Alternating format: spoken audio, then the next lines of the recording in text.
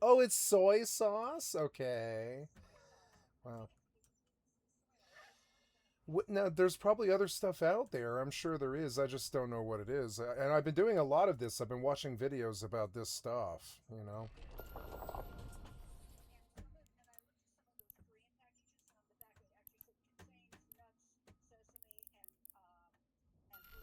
Yeah.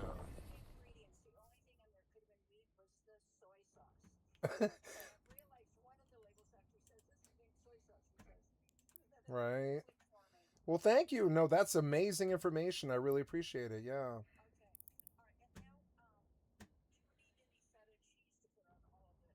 Yeah, I take stuff like feta cheese, blue cheese, stuff to kind of sharpen up this dull ass food. Yes, the crumbles. Fat free. That sounds even better. Yeah. All right, love bye.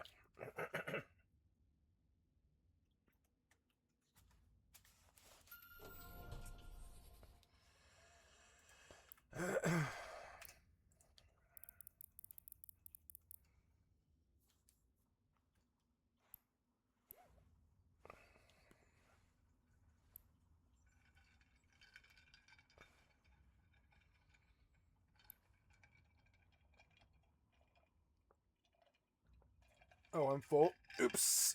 Oh.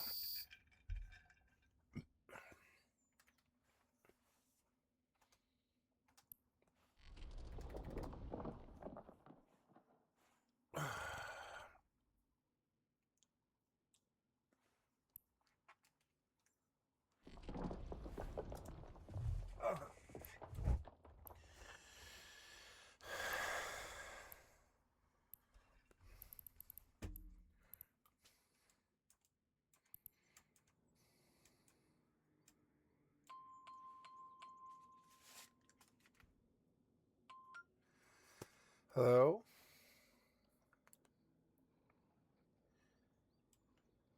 Hello.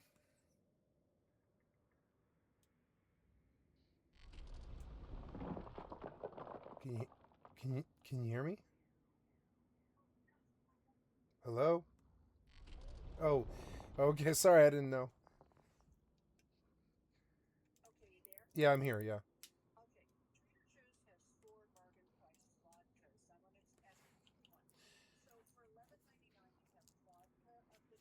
That's the one I like. Yeah. That's I'm looking for a handle. Yeah, I want the handle. Yeah, the biggest thing. Yeah.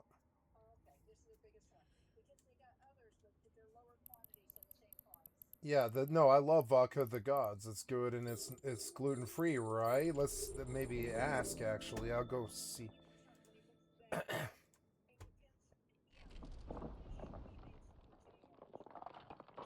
Yeah, or like rice, right, or whatever it is. Is vodka of the gods gluten free? So I'm just asking the AI. Yeah, I'm asking the internet this because oh never mind. I mistyped. There we go. I'm asking. Maybe I don't know, but yes, vodka of the gods is gluten free. Yeah. So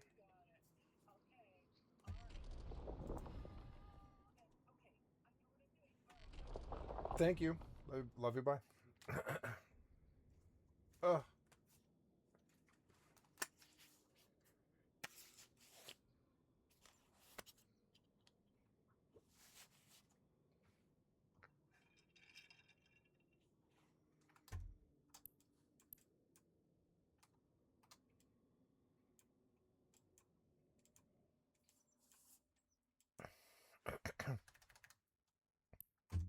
Ooh, I'm up now.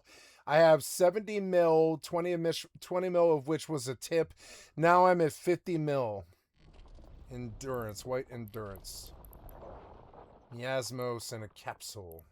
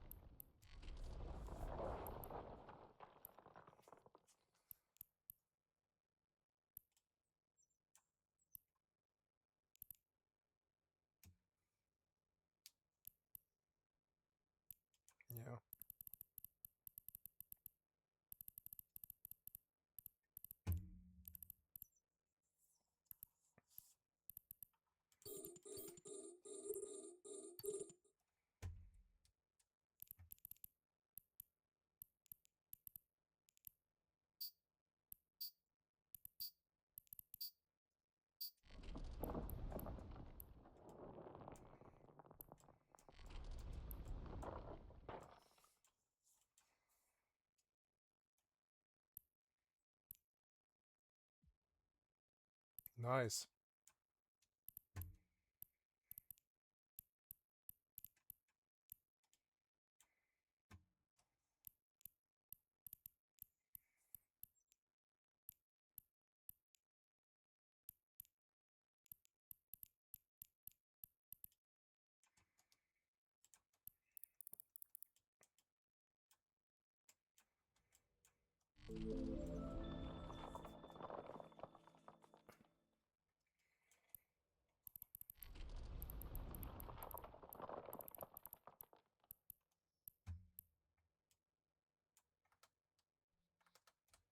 The Coastal Consulting LLC, and listed as the owner and CEO was one William Bergamy.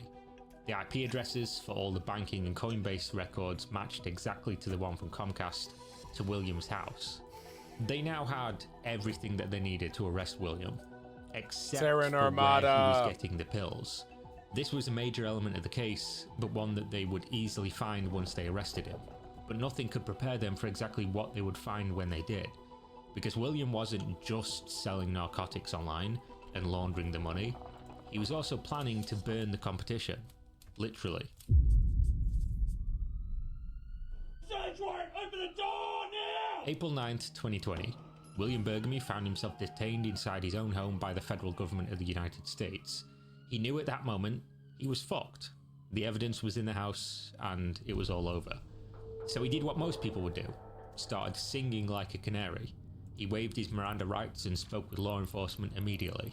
He named his supplier, which he claimed was the sole supplier of the whole business. It was his partner, Wilson, a pharmacist in Auburn, Nebraska, who operated a pharmacy named Hiram's Family Value Pharmacy, the same guy he met online playing a video game.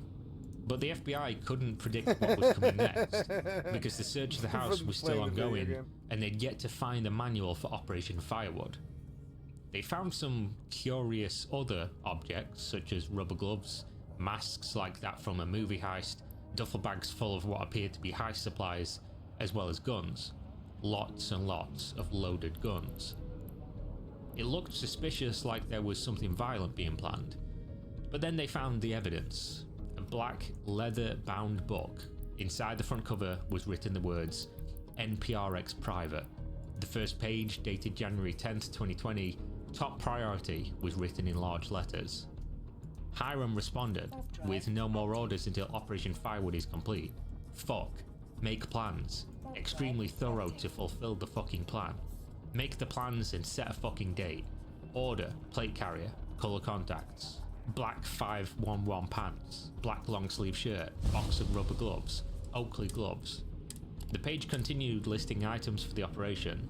Cans of duster, hammer, rental car, 2 sets of stolen plates, hard mask, soft hood face mask, duffel bags, tactical gloves, rifle with sling, pistol with holder, secondary pistol with ankle holder, 6 spare rifle mags, 2 spare pistol mags, shotgun for trunk/breech, glass bottles, t-shirts, Zippo, knife, gasoline in container, maps with plans.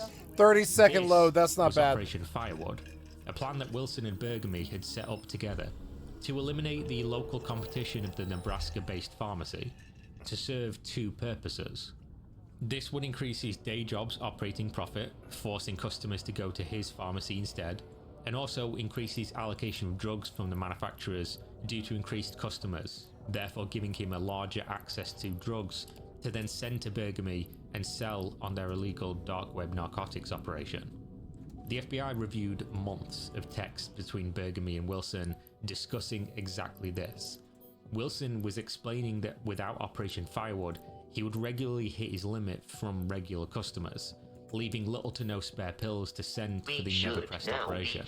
Explain the way that this Constellation's headquarters without prison fleet interference. Determines how many oxy pills he can order every 30 days, with his current limit being 60,000 milligrams per month. The solution was to eliminate nearby pharmacies in the area, increasing his volume to over 250,000 milligrams per month, leaving a larger supply to sell illegally. Wilson and Bergamy discussed this plan in great detail, with an increasing urgency. Wilson made maps with getaway routes, marking the pharmacy, the closest police station, and directions to head after the operation was completed. Okay. And as the plans were laid out, there it is. the name became clearer. Bergamy was going to break into the pharmacy with an unnamed accomplice who he was selling drugs to. Drugstore Both of them would be heavily cowboys. armed. They'd subdue anyone inside, snatch all the most They're in-demand drugs drugstore cowboys? Are you fucking serious? In the year 2020? What are you, suicidal? You're fucking stupid. You'll be lucky if the pharmacist isn't some right-wing piece of shit with a fucking automatic pistol under the desk or something. I would not rip off a pharmacist. All the people in the audience, but by audience I mean the people in the pharmacy, they might be strapped up too. You're fucking stupid. could find, firebomb the place with Molotov cocktails, and Firebomb the place? escape. Why? And if anyone got in their way, well, Bergamy had a plan for that too. He wanted to burn the pharmacy after? Why? For what? I mean, why? Like, what does that have to do with anything? You're just a pyro? You're just a pyro thief? You're a pyro.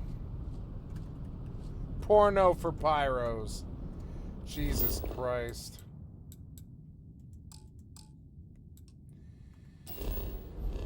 Okay, I don't have a jetpack. Oh, yes, I do. I do have jetpack training, actually. Now. I have it now. Yeah, get that thing now.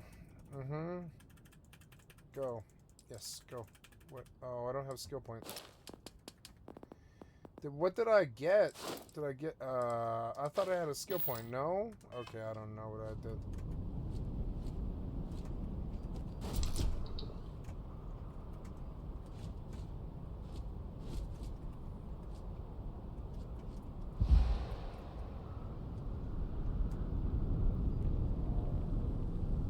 Run back to my damn ship.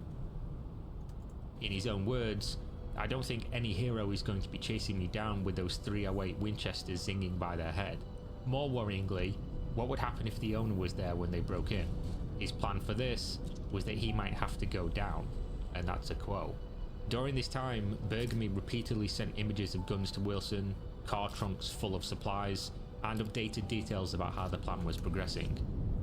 But, as we now know, he was caught before any of this was put into action. Wilson was then subsequently arrested and charged with conspiracy to use fire and explosives, conspiracy to distribute controlled substances, and a firearms-related offence. Bergamy was charged separately with distribution of controlled substances, money laundering, and charges related to the plans of the violent attack. The case never made it to trial, which is common, as over 90% of federal criminal cases never do. Instead, William Bergamy and Harry T. Wilson both pled guilty to 3 charges each: conspiracy to use explosives, conspiracy to distribute controlled substances, and money laundering, with Bergamy then also pleading to a 4th with firearms offences. For this, they faced up to 20 years in prison on each count. At sentencing, Bergamy received 168 months, or 14 years, and Wilson 112 months, just over 9. In total, the pair were relatively small fries in the world of dark web businessmen, but they still managed to sell tens of thousands of pills, clearing well over $1 million, using Bitcoin as a currency, the dark web as a base of operation, and the US Postal Service as distribution. This bust was part of a wider operation of international cooperation between the US and Europe, which attempted to crack down on opioid dealers across the world. In total, during this operation, they made over 170 arrests, seized dozens of weapons, kilograms of drugs, and millions of dollars in cash. But that's a different story altogether. Thanks for watching. Captain. This was so good. To reach the lodge, we must jump to the planet Jemison in the Alpha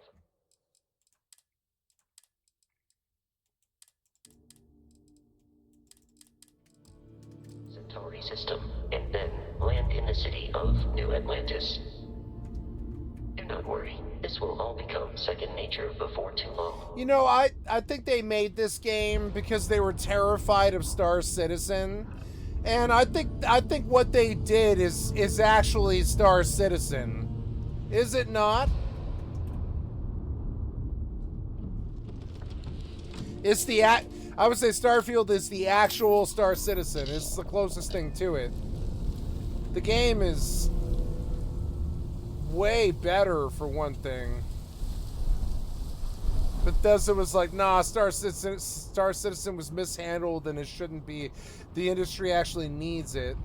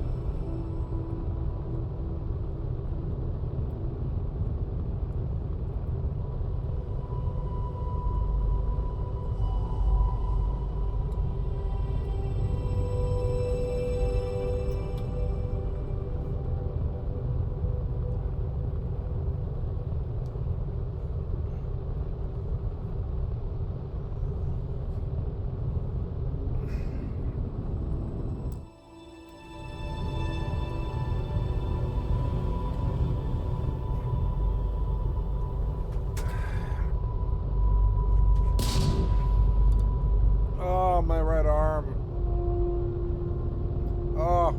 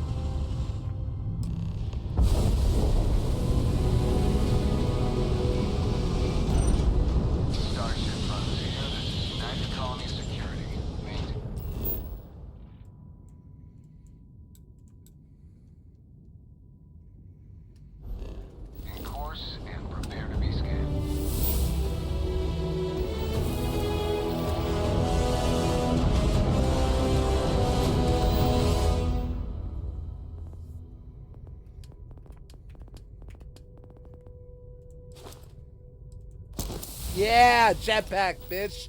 Yeah. Scan complete. No contraband detected. You are cleared for landing at New Atlantis.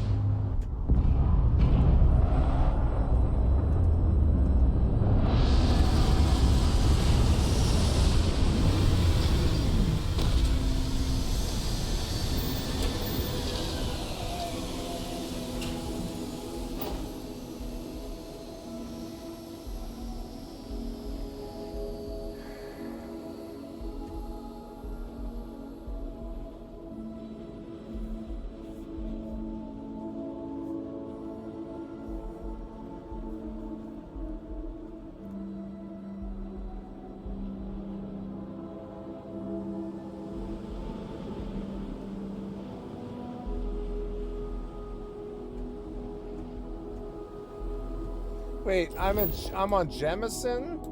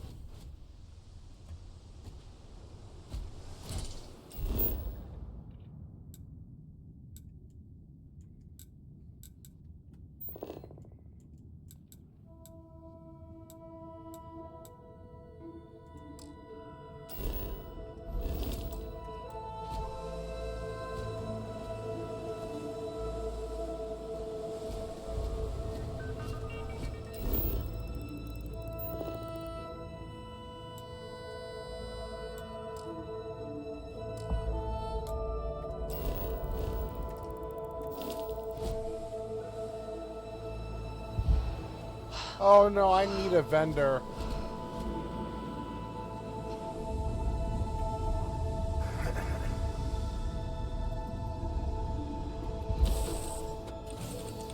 I need a vendor. I have to go to a vendor. I'm so full. All 3 of my things are full.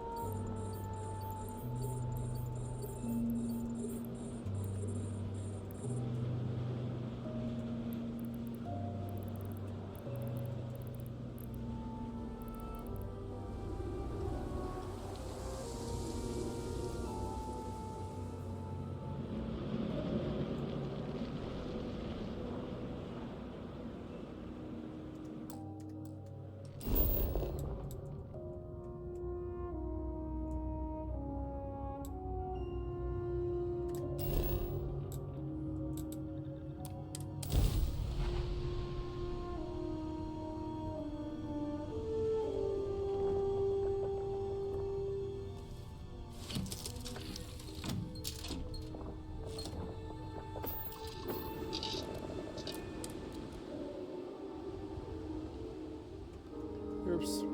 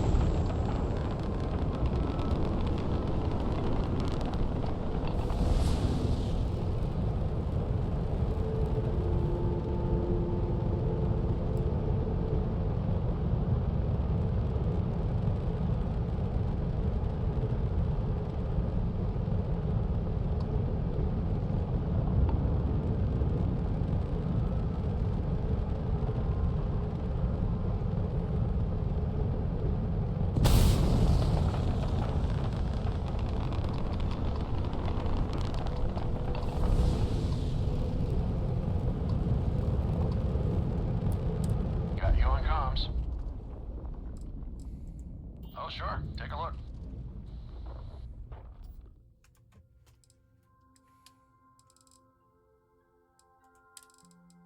The asteroid is depleted.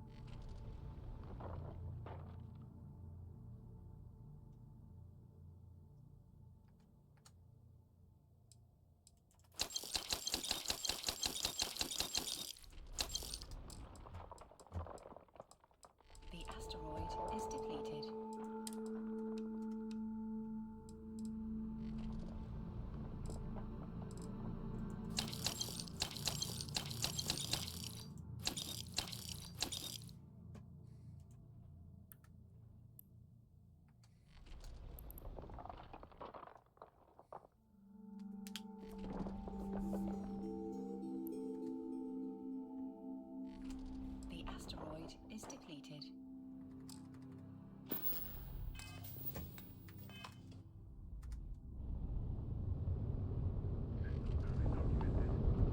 The asteroid is depleted. Excuse me. Sure. Got some items.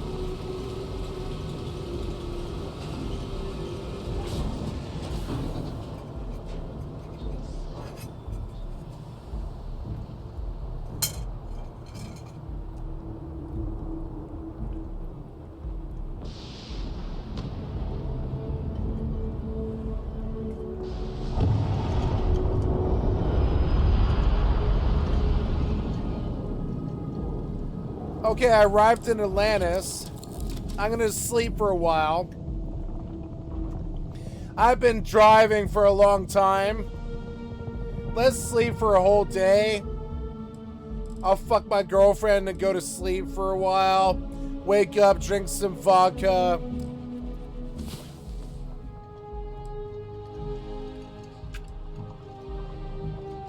asteroid is depleted. The asteroid is depleted.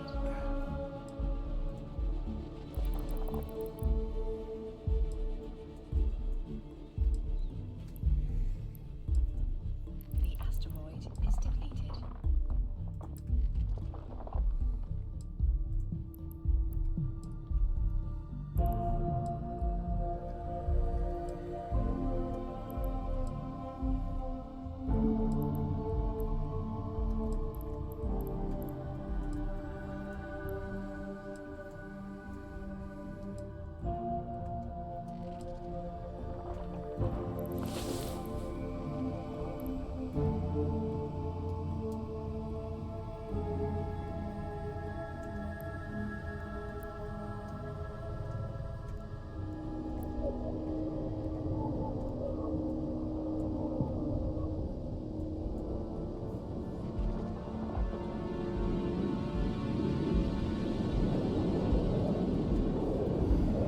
I will take a break here for just a second, and I'm gonna go do dailies. Sorry, I've got dailies on 2 other games, and I'm gonna just go get it out of the way and go in and do the Starfield load again.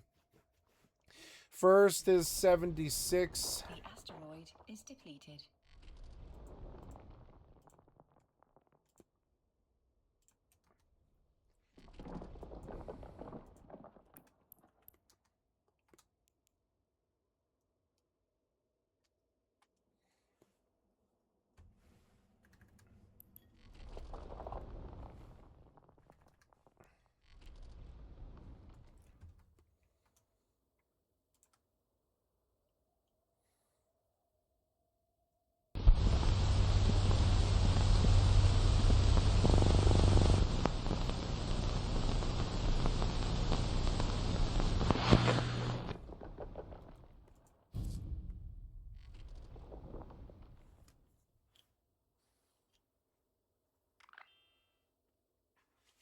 Mutated public events.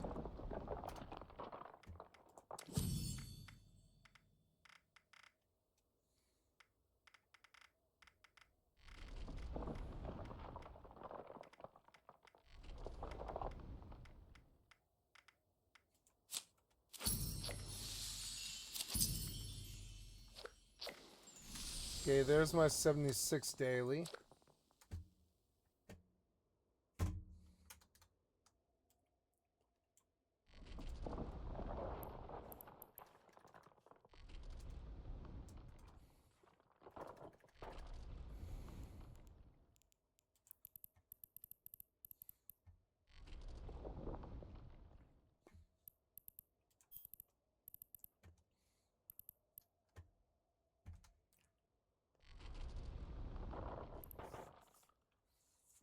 The asteroid is depleted.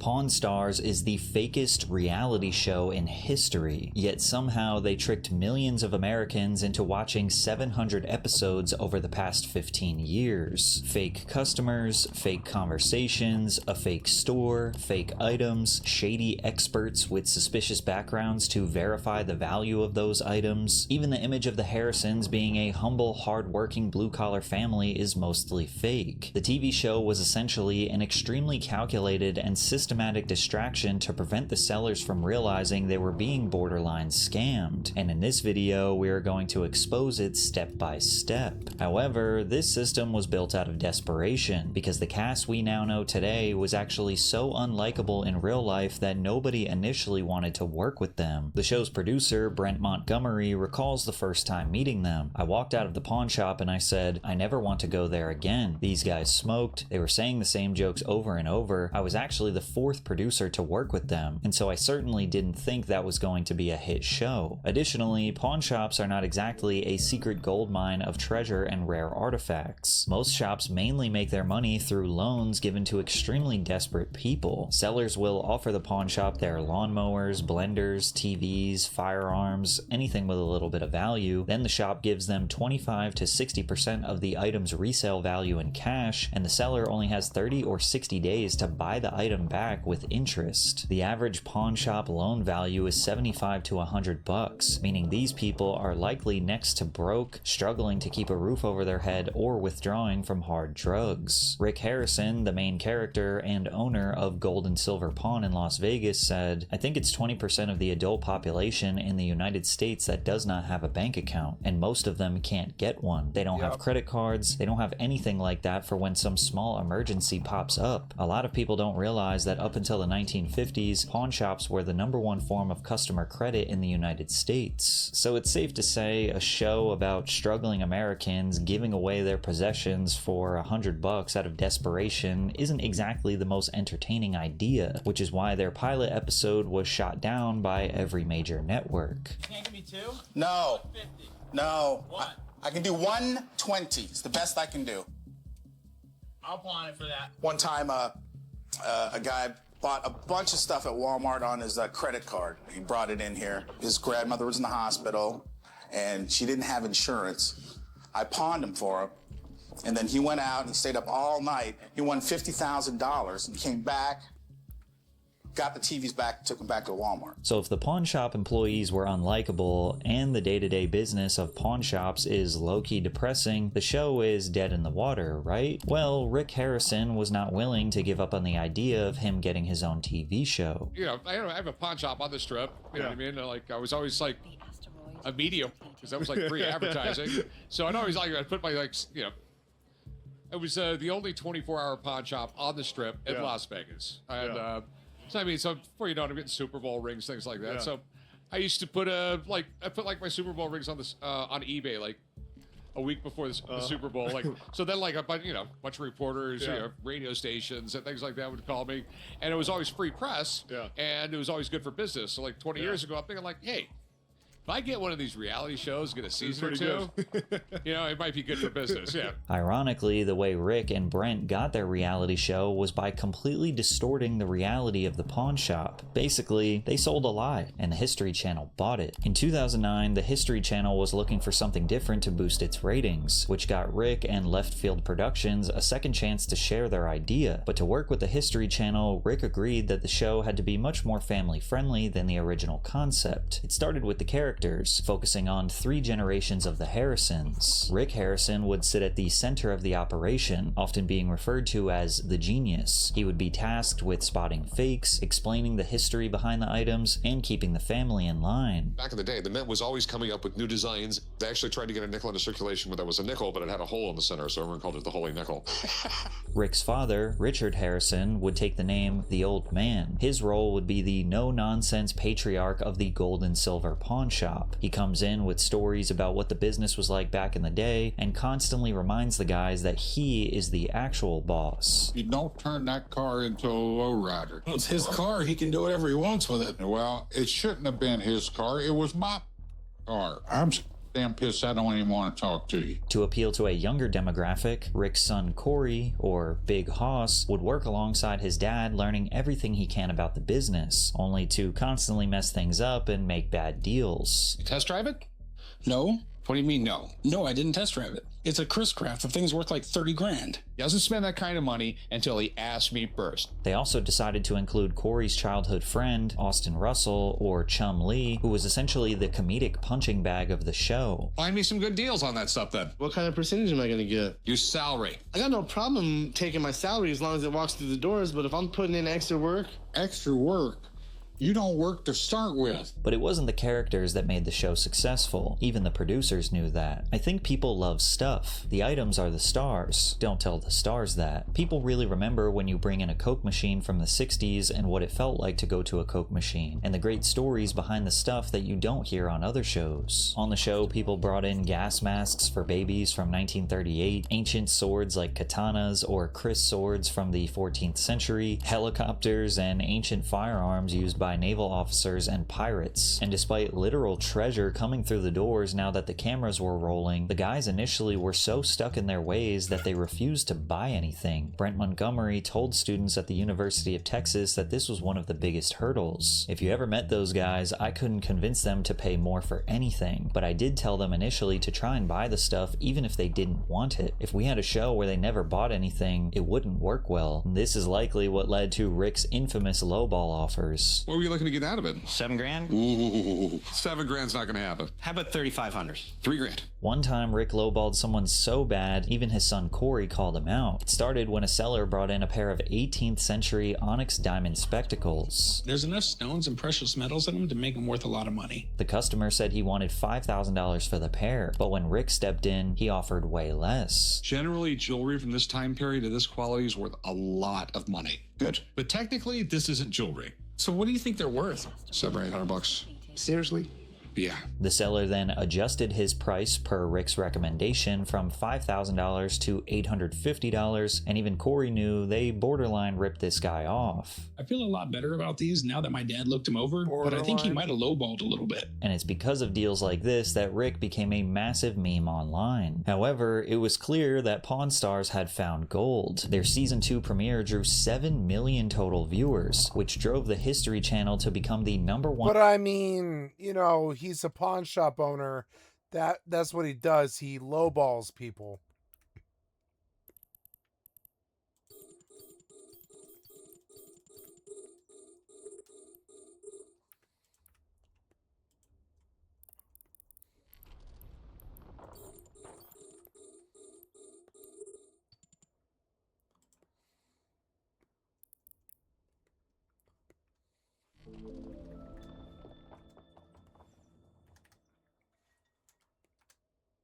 #1 cable network for the night in total viewers, making it the highest rated telecast in the network's history. But ratings like this weren't the result of dumb luck. They came from a calculated design, and once you look past the dumb jokes, the humble family business facade, you start to see something else. A very controlled, very repeatable formula designed to get the best deals possible from the sellers. So let's break it down. It all starts with the manufactured image of the cast, which is the Harrison family. The producers have been very open about the fact that they cast blue-collar looking people to trick honest blue-collar people into thinking these reality stars are one of them. I always say we're looking for really smart people who look really blue-collar. Those are the casts that we've had success with. It's like when they put the average-looking guy with the really hot chick in the beer commercials, so you want to buy the beer so you can be as lucky as that guy. That's who we're looking to cast in our reality shows. So now that Rick and his family look like the people their target audience can trust, now it's time to control the environment in which the transactions take place. What you see on screen is not the actual pawn shop, it's a TV set. By 2012, Gold and Silver Pawn had transformed from a small-time pawn shop into a full-on tourist trap. The general manager revealed that about 1 in 100 visitors to the Las Vegas pawn shop are actually there to sell an item. Otherwise, the staff typically shuffles tourist visitors out of the showroom when it's time to film. In response to Nevada's privacy laws and the increased traffic, the Harrisons couldn't continue to rely on their original shop. Instead, they worked with producers to make a separate showroom that was inaccessible to the general public. We got an inside look at this controlled environment when a seller secretly recorded his experience with a camera watch. Andrew Wilson uploaded a YouTube video detailing the process of him attempting to sell his vintage 1985 Rambo metal lunchbox. As he walked around, you can see the trusses above the fake shop with all the studio lights to ensure a perfectly lit set. From there, he went to an office in the backstage area where he met with a field producer who laid down some ground rules before they walked on set. Okay, so this is when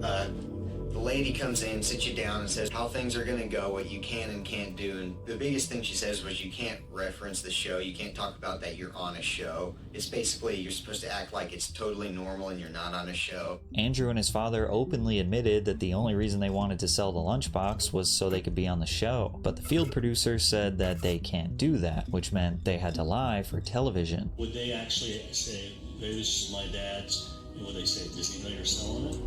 Would they say something like that? I don't know. I think you'd say, why are you selling it? Like, why are you selling it? You can't reference the show. When he finally walked onto the showroom floor, Andrew noticed that all the customers were just extras, pretending to be paying customers looking at all the items in the background. And listening to him interact with Corey and Chum Lee is way different than what you see in the final product. I forgot, but I didn't do my rest daily. I've got to get in. Take that. Yep, that's what they said. Hey, how's it going? Hey, how you doing? How you doing? Yeah. I have a Rambo lunchbox. Original from 1985. Rambo? That's awesome. The matching thermos. Here, I'll show it to you. It reminds me of myself. Just a real badass. Yeah, same here. So where in the world did you get this? From my dad. Do you mind to go pull this out? Oh, yeah, go ahead. He gave it to me. He was a huge Rambo fan, huge Sylvester Stallone fan. He bought it back in 85, and he's had it ever since, and he gave it to me. Okay. Definitely a sign of the times, man. I can't imagine sending my kid to school today with a lunchbox of a Vietnam vet who had severe PTSD and, killed a couple cops and basically took the town hostage. The awkward silence and bad jokes makes you realize just how much editing goes into this show. You can even hear the producers giving notes to Corey on what he should talk about.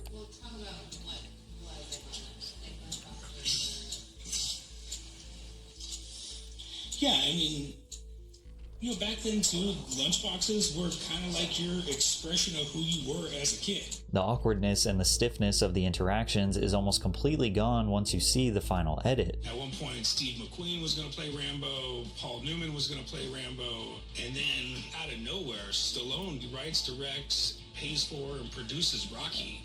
Yeah, all the stuff they're saying, like Corey and Chumley are acting like, yeah, they did this, and it's like, you don't actually know these things. You looked this up 5 minutes before we came out here. It's supposed to look like I just walk in and it's natural and everything, and for those of you who don't already know, it's not like that.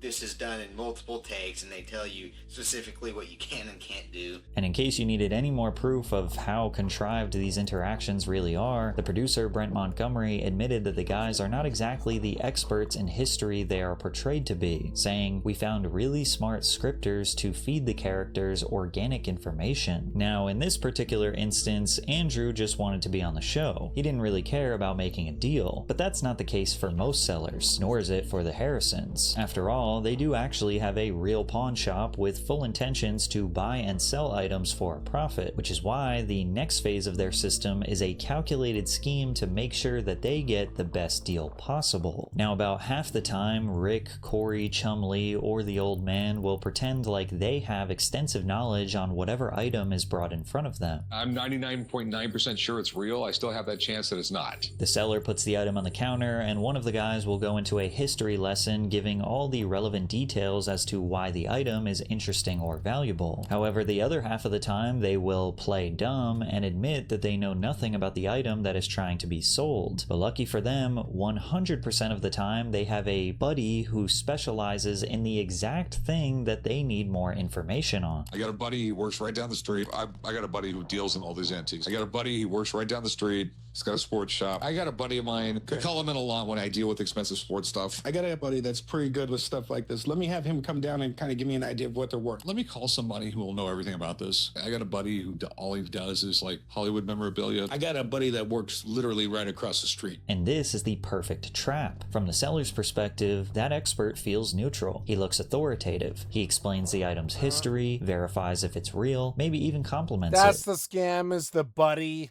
Yeah, the buddy. But when they give the appraisal, they typically say something like, "At auction, this might go for," followed by almost always a price that is far less than what the seller wanted. And now that the... But that's how the real world works too, though. Expert established the price, the seller now looks crazy for asking anything equal to or more than what they said. But even if the sellers remain firm in their initial asking price, Rick and the gang start talking about the risk, the overhead, paying employees, storage, the fact that it might sit on a shelf for months. Now the seller isn't negotiating based on what they think their item is worth, but rather they're negotiating based off if the buyer can make a profit or not. I have to make money on this thing. I might get $4,000 out of it, but that's at an auction. There's auction fees. It'll take me a year to get my money. I got to spend money to ship it across the country somewhere. Putting that already as well. Yeah, it's $2,100. And this system, 80 to 90% of the time, leads to the pawn shop getting the seller to sell something to them for far less than what they originally thought it was worth. But in reality, these buddies aren't some objective third party walking in off the street, but rather someone coordinated by production who understands the show and who could get more opportunities to be on television if they excel at their job. Take Bob Uhas, for example, who is the expert they call on when they need to restore an automobile, antique toys, and vintage machines. This is collectible because it's very rare. Done correctly, done nice, starting at $5,000 and up. And like this, you should be happy if you walked home with it for $800. Not only is Bob an expert when it comes to bringing discarded items back to life, but he is also somewhat of an actor who was in a couple episodes of American Restoration and Mystery Diners, a hidden camera show to gather evidence of theft or poor customer service at restaurants. So he's not exactly a neutral third party. You can actually argue he is incentivized to give the Pawn Stars guys exactly what they want instead of maximizing the seller's potential payout, especially considering considering that in the clip I played before, the seller got $850 and Bob got paid $2,600 to restore the go-kart. It just seems likely that if Bob does exactly what the producers want, he could get more screen time, which means more business for him. The private businesses owned by these experts or buddies benefit from the show so much, you'd almost assume that they have some sort of contract. And one of Rick's buddies may have accidentally leaked information we were never supposed to know. Sean Rich was one of the most well-known experts, appearing in over 50 episodes of Pawn Stars since it debuted in 2009. Sean is a master antique gunsmith, and he's usually called in when the guys need antique guns, swords, or other armory appraised. But when one fan noticed Sean disappeared and they had a few other gun experts on the show, they emailed him saying, "Why haven't we seen you on Pawn Stars recently? We miss you." Sean replied with, "Unfortunately, to make a very long story short, the production company and History Channel wanted me to sign an exclusivity agreement to lock me down, control me, my business, future, my appearance, how I make a living to provide for my family, and expect me to do it for free or very little money without any negotiation, with no guarantee of being used." Now, of course, Sean could be leaving out very important context. It could just straight up be a lie, or even a fan just making something up out of thin air wanting to stir up drama. But the idea of the experts having a contract with the show makes sense considering how much the show changes the lives of the experts. Jeremy Brown was the buddy they called in for anything related to sports memorabilia. He relocated his store, Ultimate Sports Cards and Memorabilia, just 1 mile down the road from Gold and Silver Pawn due to how much business the show was bringing him. However, there are countless negative reviews accusing Jeremy of selling fake cards, charging $50 to $100 more than the market rate, or extremely lowballing sellers. Wonder where he got that strategy from. Jesse Amoroso, owner of Cowtown Guitars, is the expert they would call in regarding vintage guitars. He also relocated his store to just 1 mile away from Gold and Silver Pawn. Unfortunately, he was also probably the wrong guy to platform. Cowtown Guitars permanently closed its business operations after drowning in negative reviews, with multiple people calling Jesse a thief, refusing reasonable refunds, and providing horrible customer service. Even their professional sports authenticator, Steve Grad, who was in charge of authenticating all autographs on sports memorabilia on Pawn Stars, got sued for approving numerous forgeries as legitimate. He then admitted in open court that he has never had any education or training from PSA with regard to how to authenticate signatures. He basically said in court that he learned everything he knows about this business from a buddy. Now, I'm not suggesting that all of the Pawn Stars experts are fraudsters. I'm not suggesting what they are doing is illegal or even deceiving, but it is highly controlled so that the house always wins. And some sellers suspect this and straight up admit that they don't believe the experts. If you wanted to buy this, I'd pay no more than $600 or $700. This one, if you want one of these, I can get you one for $1,500. No, they're worth a lot more than that. If you think you can find these on the internet for $1,500, knock yourself out, because it's not going to happen. Yeah, I'd give you $1,000 for the coin. Is this a real offer, or? That's a legitimate offer, yeah. That's not a legitimate offer. You're just using your position here, trying to buy something for below its market value. 1,000 maybe. So that would be your crybaby, whiny opinion. If I come back, it would be interesting to have the same appraisal guy. Sometimes I'd like to smack him, but that's just me. But it took viewers years to pick up on this calculated system the Pawn Stars created to maximize their profits. The golden era of Pawn Stars is considered by most to be seasons 1 through 6, and a lot of that had to do with the fact that everything looked more small scale and authentic. There were a few big items, but they were almost always rejected by the Harrisons for being too pricey or impractical. The History Channel had successfully made the Pawn Stars look like good, honest, hard-working, humble American underdogs rather than multi-millionaires who were ripping off honest people, and millions of their middle America fans cheered them on like they were rock stars. We're basically here celebrating that Pawn Stars is going to Thursday night, and we got Leonard Skinner playing in the parking lot of the pawn shop.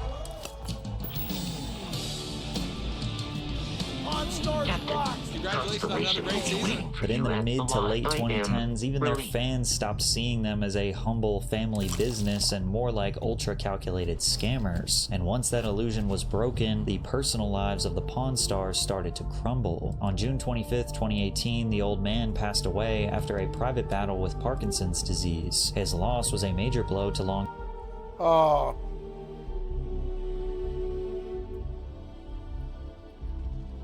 lives of the Pawn Stars started to crumble. On June 25th, 2018, the old man passed away after a private battle with Parkinson's disease. His loss was a major blow to longtime fans of the show, and Rick Harrison worked with the History Channel to make a memorial episode to remember him by. This pawn shop is more than just a place of business. There's a lot of memories here, and most of those memories are with my father. Got the privilege of working with my dad 5 days a week for almost 40 years. The loss of the old man was definitely the first major sign that the show was on its last legs. His dynamic with Chum-Li was one of the few scripted interactions worth watching. From here, Rick had mostly given his role of the genius historian over to the large collection of experts, and Corey had pretty much checked out entirely, as viewers no longer bought the storyline suggesting he wanted to be the next big boss. Then again, even from the very beginning, he never looked like he even wanted to be there. I probably told my dad I hate him more than I love him. United Colonies Research Facility. It's just stupid. It's really stupid. What about the other really bad tattoos you have?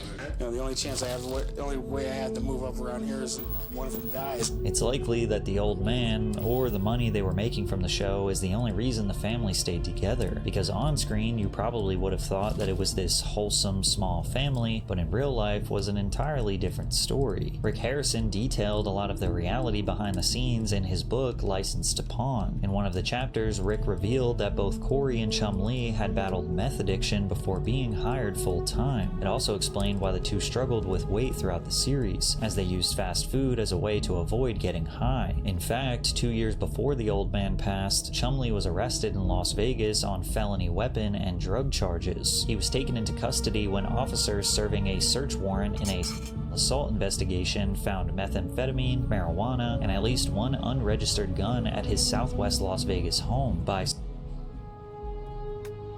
BRB, I gotta mix the drink and pee.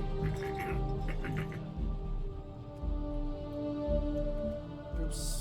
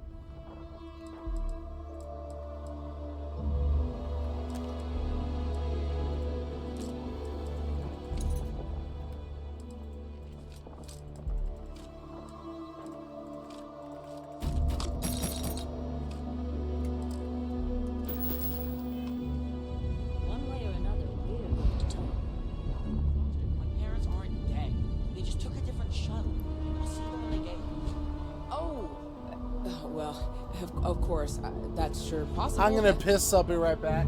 We'll just. Helena Chambers, ID SSCOM 1327 HCHA. I was the station administrator. I'll need to report to MAST ASAP for a full debrief. Damn it. My treatment thus far has been entirely unacceptable. Any authority you had was forfeit the moment House Varun zealots breached the station's perimeter, and you failed to initiate proper evacuation protocols. Thank you for your service. We'll find you a new position commensurate with your experience. And Mr. Bosch, let me just say how honored I am to meet you. By all accounts, you're the only reason anyone made it out of there alive. Well, just glad I still remembered my flight basics. It had been a while. So was shooting a gun. I read all about New Atlantis. So cool! Is it true the Nat train goes 5,000 miles an hour? Or that citizens get special discounts? Or that the whole city celebrates when it's your birthday? Mine's June 11th, by the way. My parents took me to Aquila City last year. It kinda smelled. But I don't smell anything here. No, yes, no, and I will certainly mark June 11th on my calendar. As for Aquila City, well, the air purifiers here in New Atlantis are state-of-the-art. Ugh, Aquila City? Oh, don't even get me started on those simpletons. A little unfair, don't you think? Freestar Rangers helped me out quite a bit a couple years back. Got ambushed by spacers near Narion. They assisted, no questions asked. Even helped with some repairs so I could do an emergency jump home. Good people. In any event, you all must be exhausted. Just give me a moment to coordinate some details with security. I am May I help really you? in the middle of something. She can't do this to me.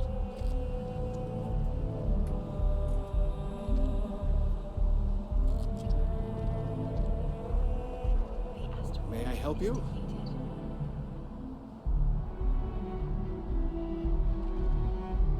Does that woman have any idea who I am?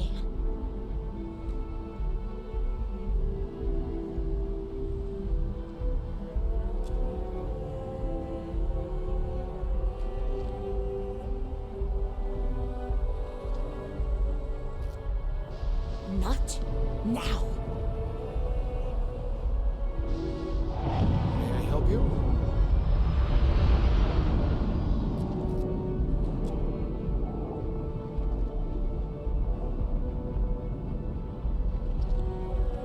What? No, just, go away. May I help you?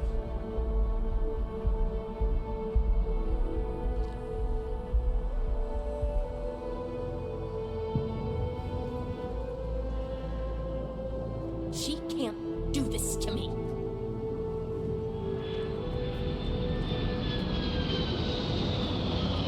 May I help you?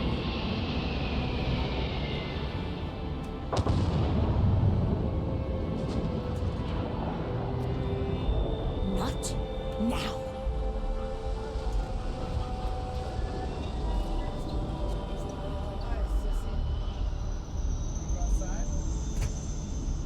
May I help you? Does that woman have any idea who I am?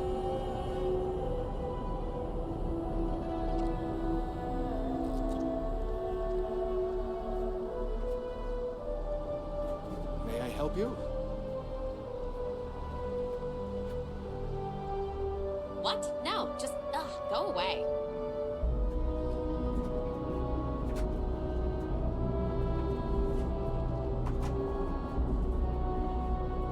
May I help you?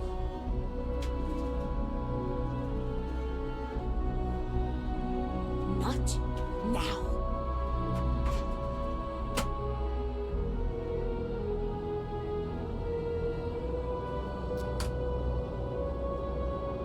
May I help you?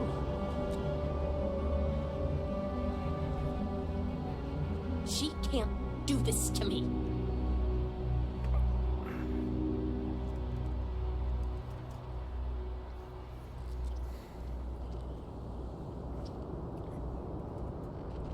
Sorry, Sergeant Hume had is to looking pee. for reliable people to help the guard.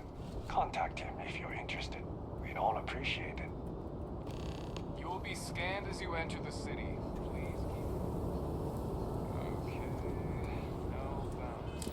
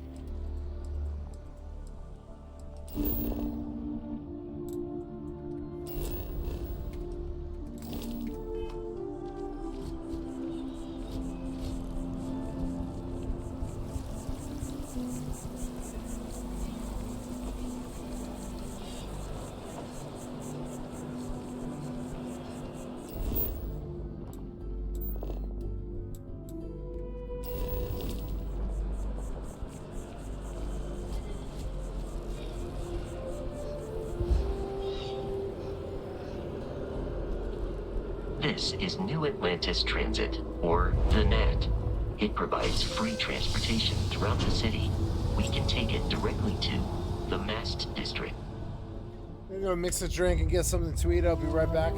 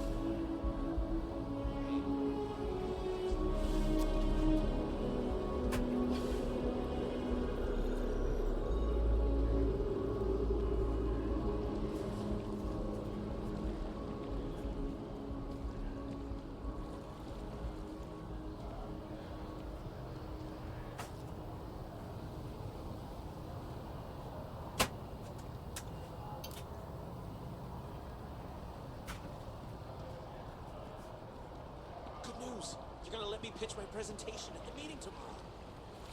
Oh, wow. That's a huge step.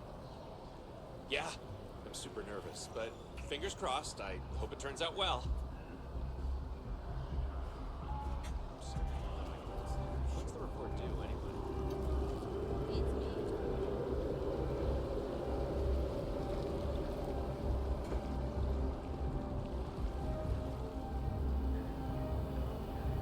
I'm so jealous of you. I want to try it, but I'm not sure it's for me. Do you think I should?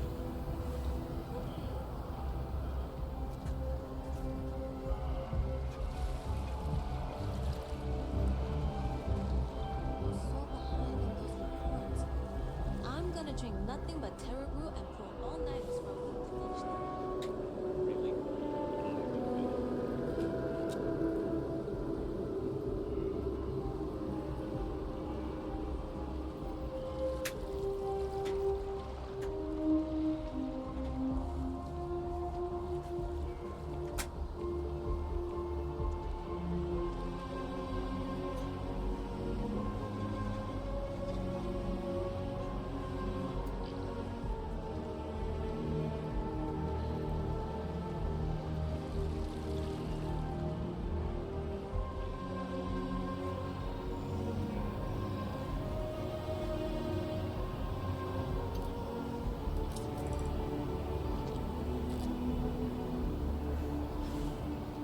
Sorry.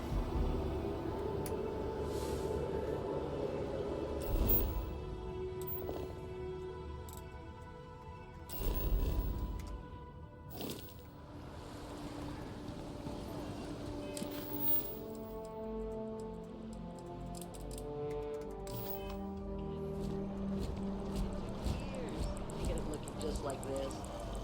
Whatever.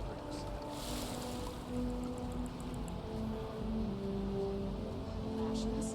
Check. Rifle? Already stowed.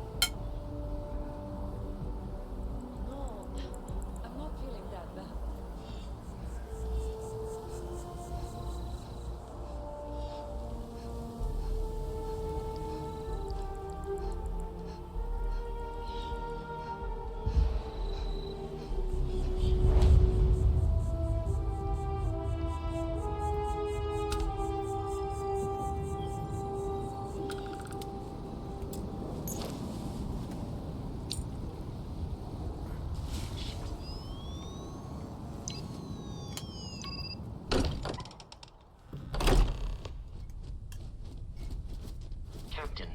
Everyone will be in the library, just inside. If Barrett were here, he'd probably tell you that you're part of something bigger now, and he hopes you'll make this place your home. Oh, please. Ridiculous. Easiest bet I'll ever win. Fuck yeah. No, I don't think it's outlandish, no. We appear to have a visitor. Welcome to Constellation. We have a lot to talk about. Would you care to tell us what happened to our friend? Why you're here and he isn't?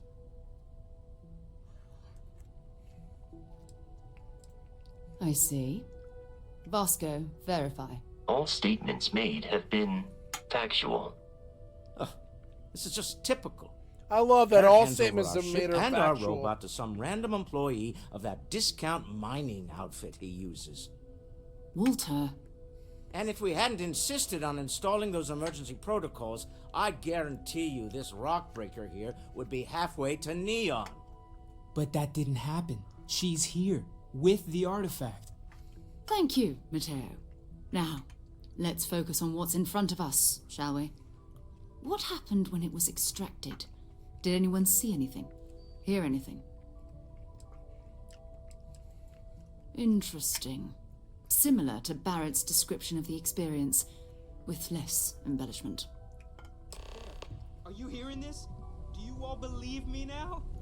Whether it happened or not wasn't in doubt. But honestly, if you expect us to believe in fairy tales... If this is the greatest mystery in the universe, why couldn't it be part of the ultimate mystery? But gentlemen, can we please focus? Noelle, I think it's time we tested your theory. Right. Let's see.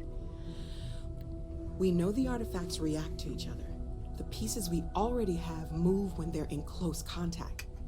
Now, if we add this new one to the two we already have... The artifact. If you could place it on the table here.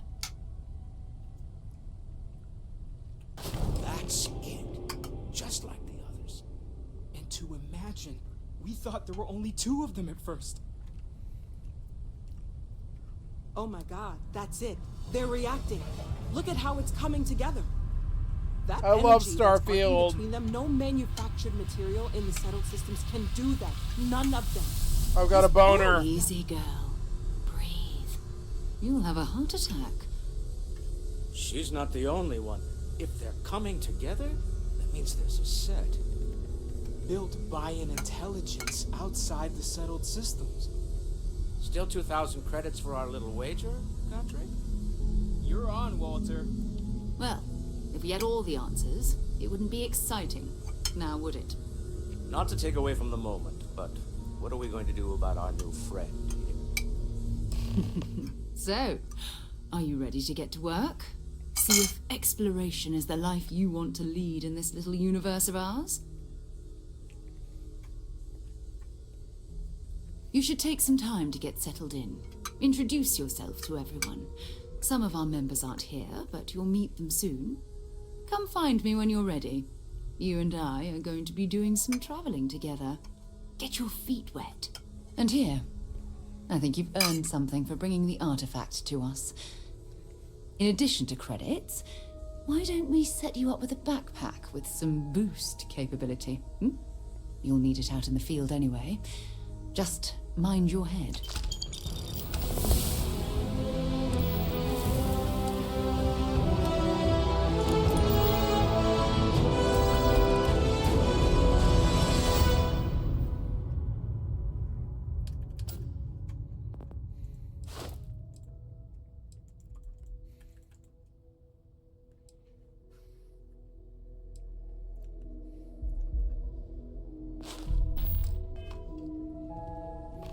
Lately, I find myself spending more and more time here. Business has appealed to me, but this is exciting. Yeah?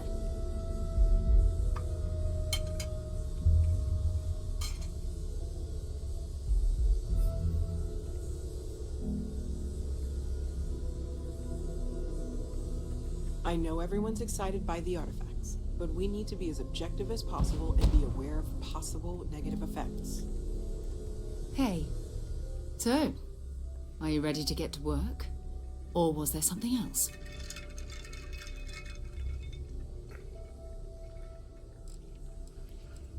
We're explorers. Humanity has always hunted for knowledge in the unknown. We just take that a little more seriously than others. We were founded decades ago by a man named Sebastian Banks.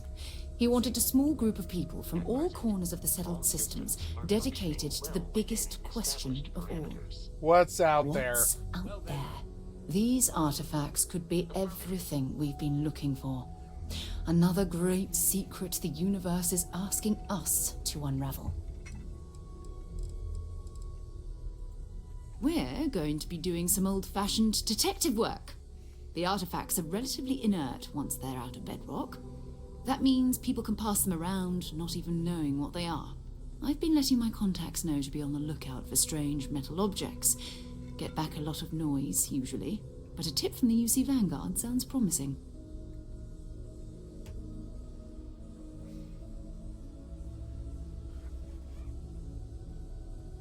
My first mission. My arm.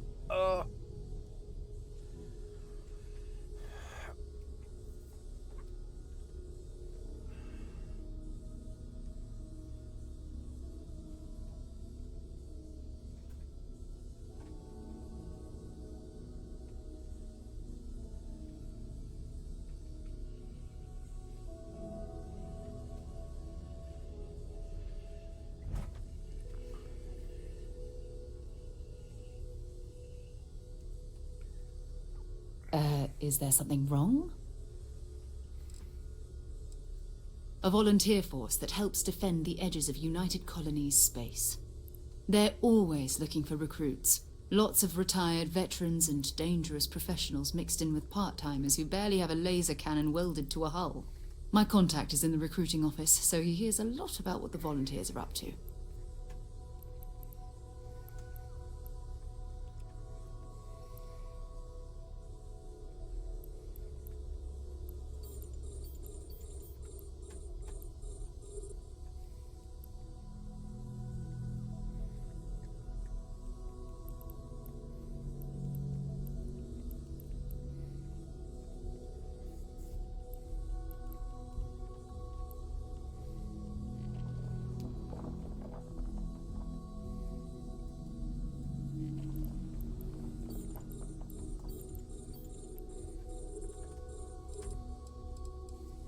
Felt the same way when I started too. There's an electricity in the air when you know you're about to uncover something. But it's not just that. I want to take this opportunity to see how you handle yourself, and for you to learn more about us. I'm going to be sticking with you for this. We'll be traveling together until we either find an artifact or this lead runs dry. We'll need to head to Mast. Check in with the Vanguard recruiting office where my contact works. And listen, whatever you were before or whatever you do once you're out there, I don't care. So long as you don't bring UC security to our doorstep. Every member of Constellation is their own conscience. Understood? Good. Let's take a little stroll through New Atlantis, shall we?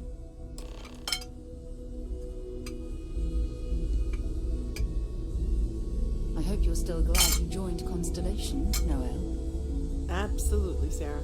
I've never regretted the decision. You've been... I am at your service, Captain.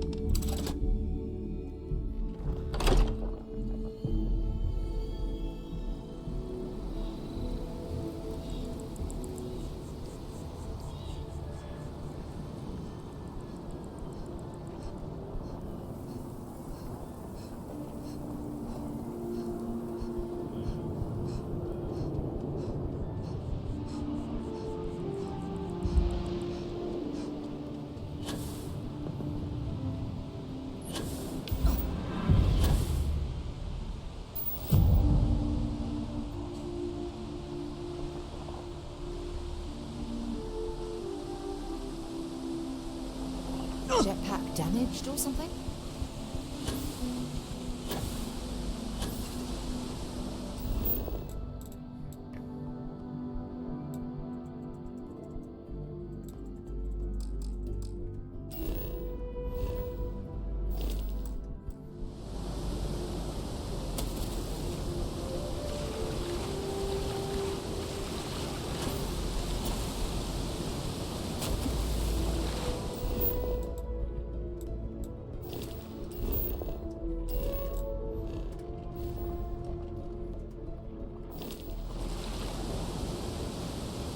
some miracle and an expensive.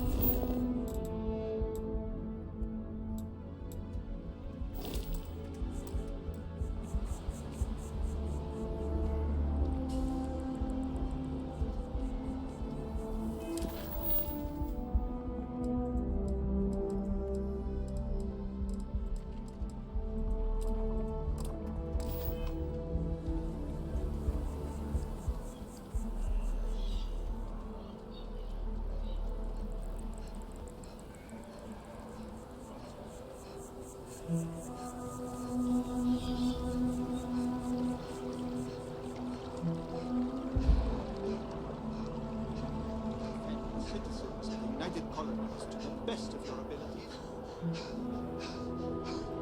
Welcome to Mast. If you have an appointment, you may proceed inside.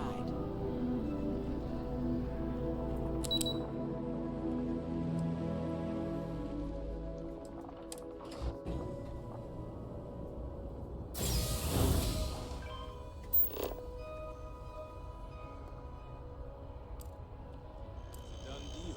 Our whole office is getting moved to Gagarin.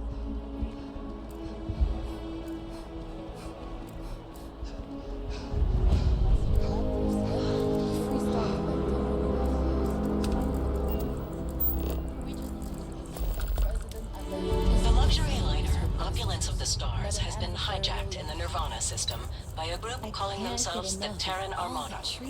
The following is a recording captured by our intrepid reporters on the scene. This tree Warning, predates what you your are about to Atlantis. hear is graphic in nature. Can you imagine all the Humans changes of the settled systems, you've lost your way. Scattered among the stars, fighting amongst yourselves like vermin. Worthless, irredeemable. You have forgotten who you are. We shall remind you. We are the Terran Armada.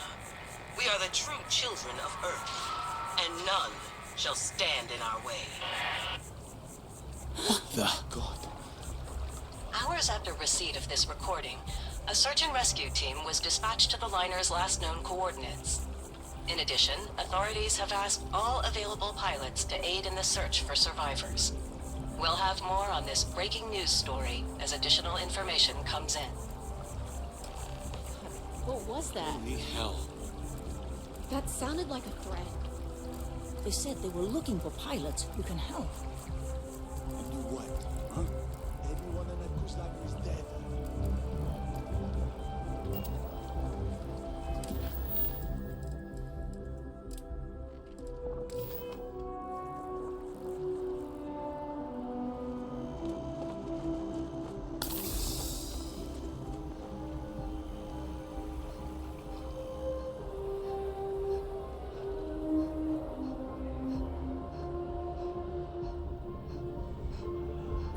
Sarah.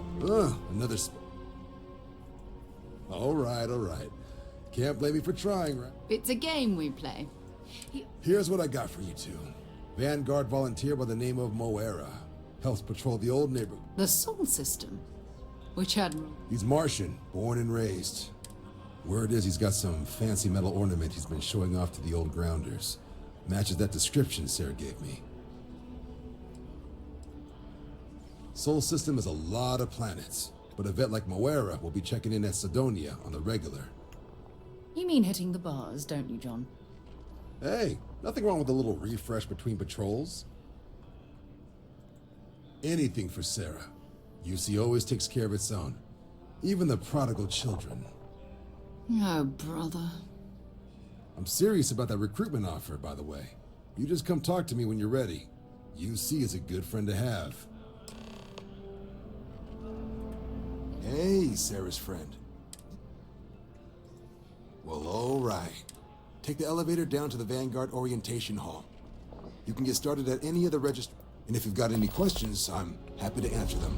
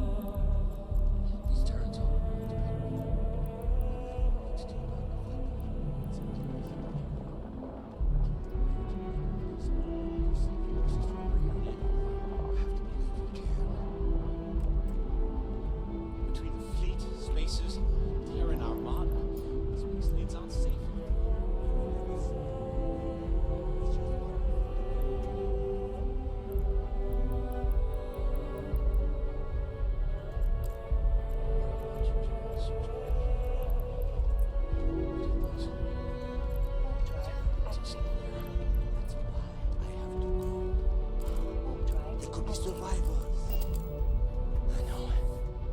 Just trying to be safe.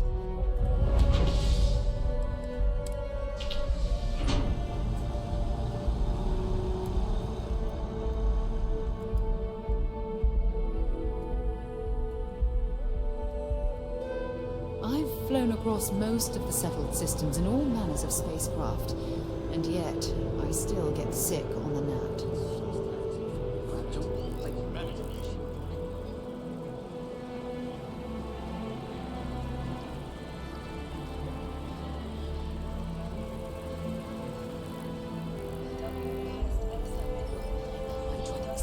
When's the report due anyway?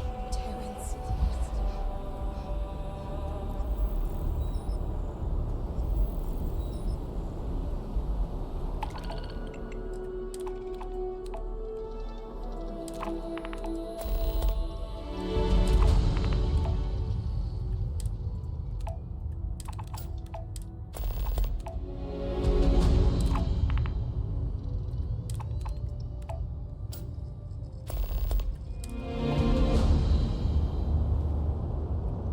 Fleet, spaces, Terran Armada, Wish diplomatic that visa. bartender at Viewpoint would stop complaining to security. I don't know what she lost, but she won't get it back by annoying us. Got a minute to chat? I'm glad I finally caught up with you. I'm from the Trackers Alliance. We have a proposal. Good. Because what I'm about to tell... The Trackers Alliance has been following your exploits and believe you have what it takes to join our ranks. You're being invited to our new headquarters in Aquila City. There you'll meet with Agent Number 1. If you decide to consider our offer, they'll guide you through our initiation process. Wonderful. I appreciate you hearing me out. I'll be heading out soon if there's nothing more.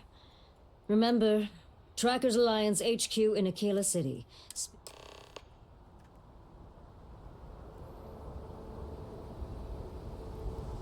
Gotta be honest, I'm a little surprised.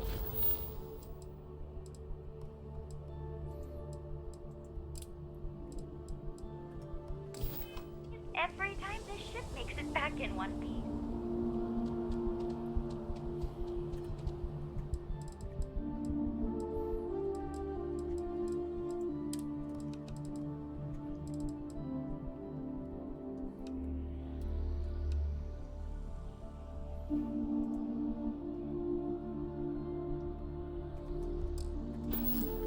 Hey, what can I do for you?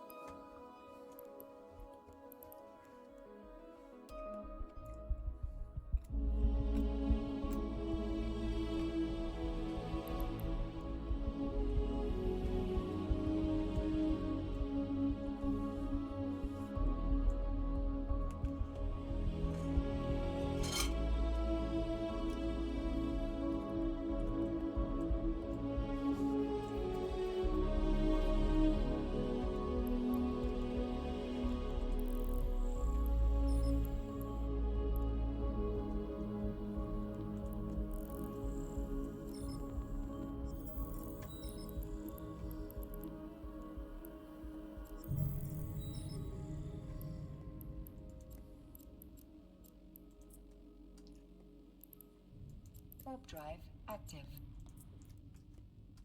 Warp drive active.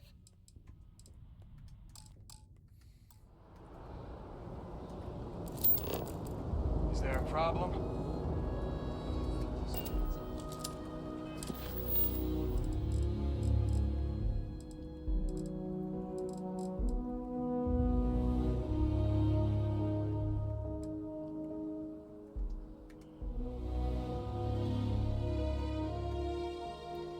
Where do I get the Gravis suit?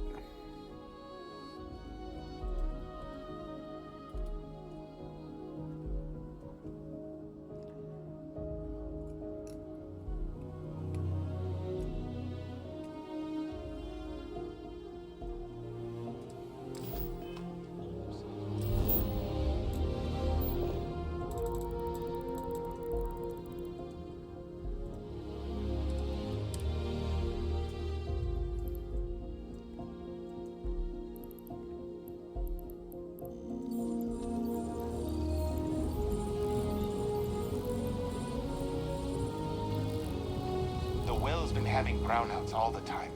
Mast finally sent someone down there, but nothing's changed.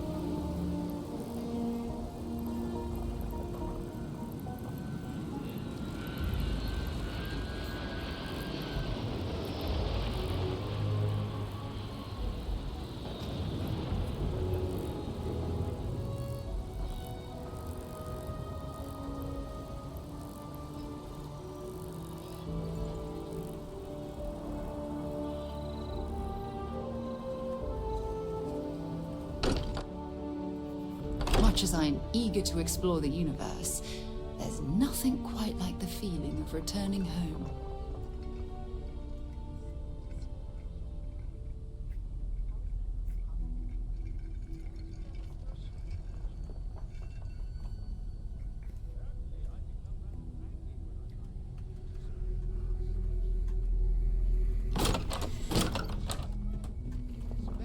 If I can dedicate my time to our business here, for both our sakes.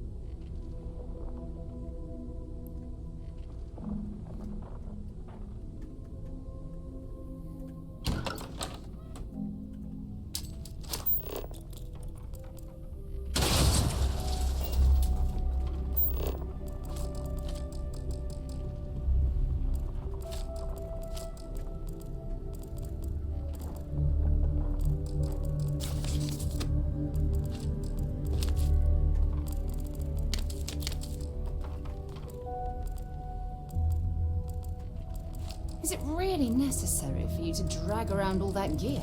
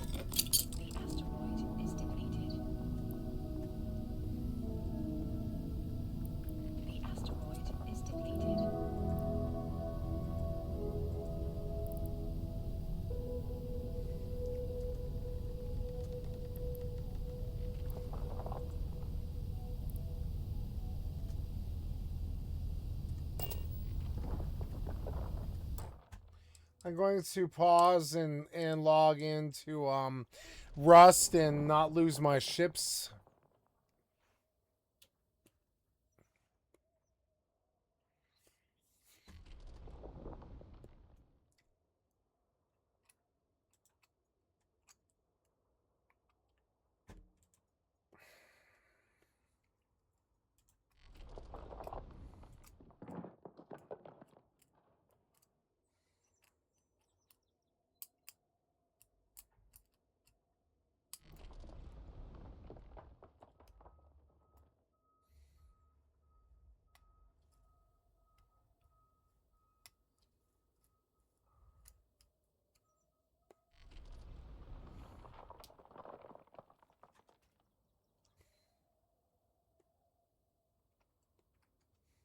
The asteroid is depleted.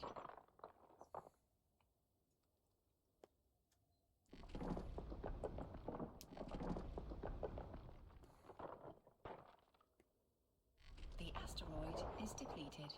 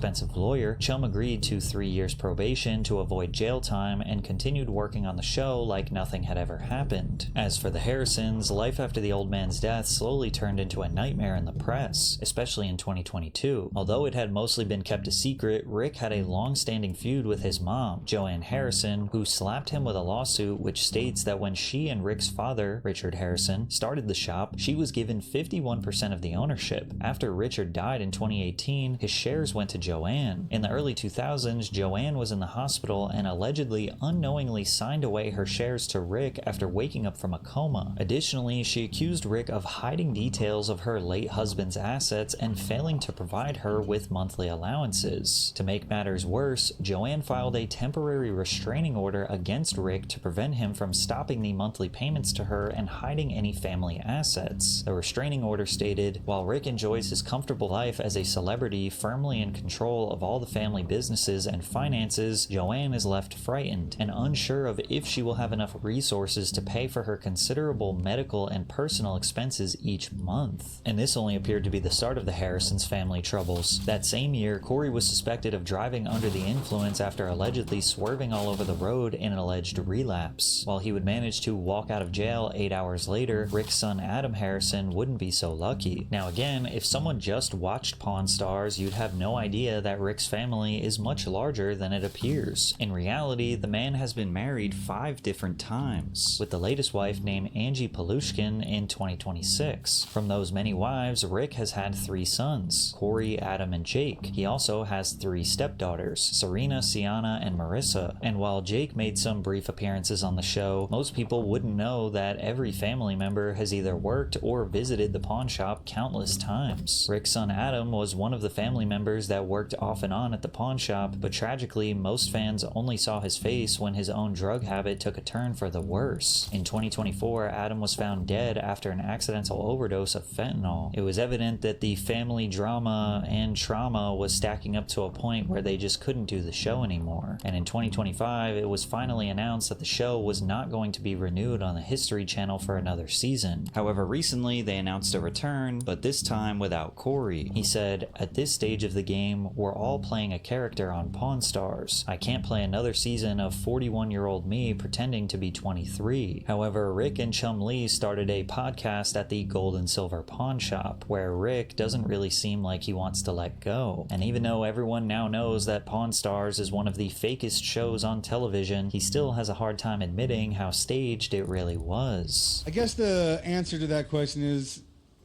it's not a set, but it is kind of a set up. Yeah. Mock of the pawn shop but up it's front. all the entire show is filmed here at the pawn shop. 15 years of dominance on TV just for it all to come crashing down, destroying the legacy of the show forever, which is almost the exact same thing that happened to Impractical Jokers, as they could not prevent their private controversies from making headlines. But check out this video if you want to hear that story.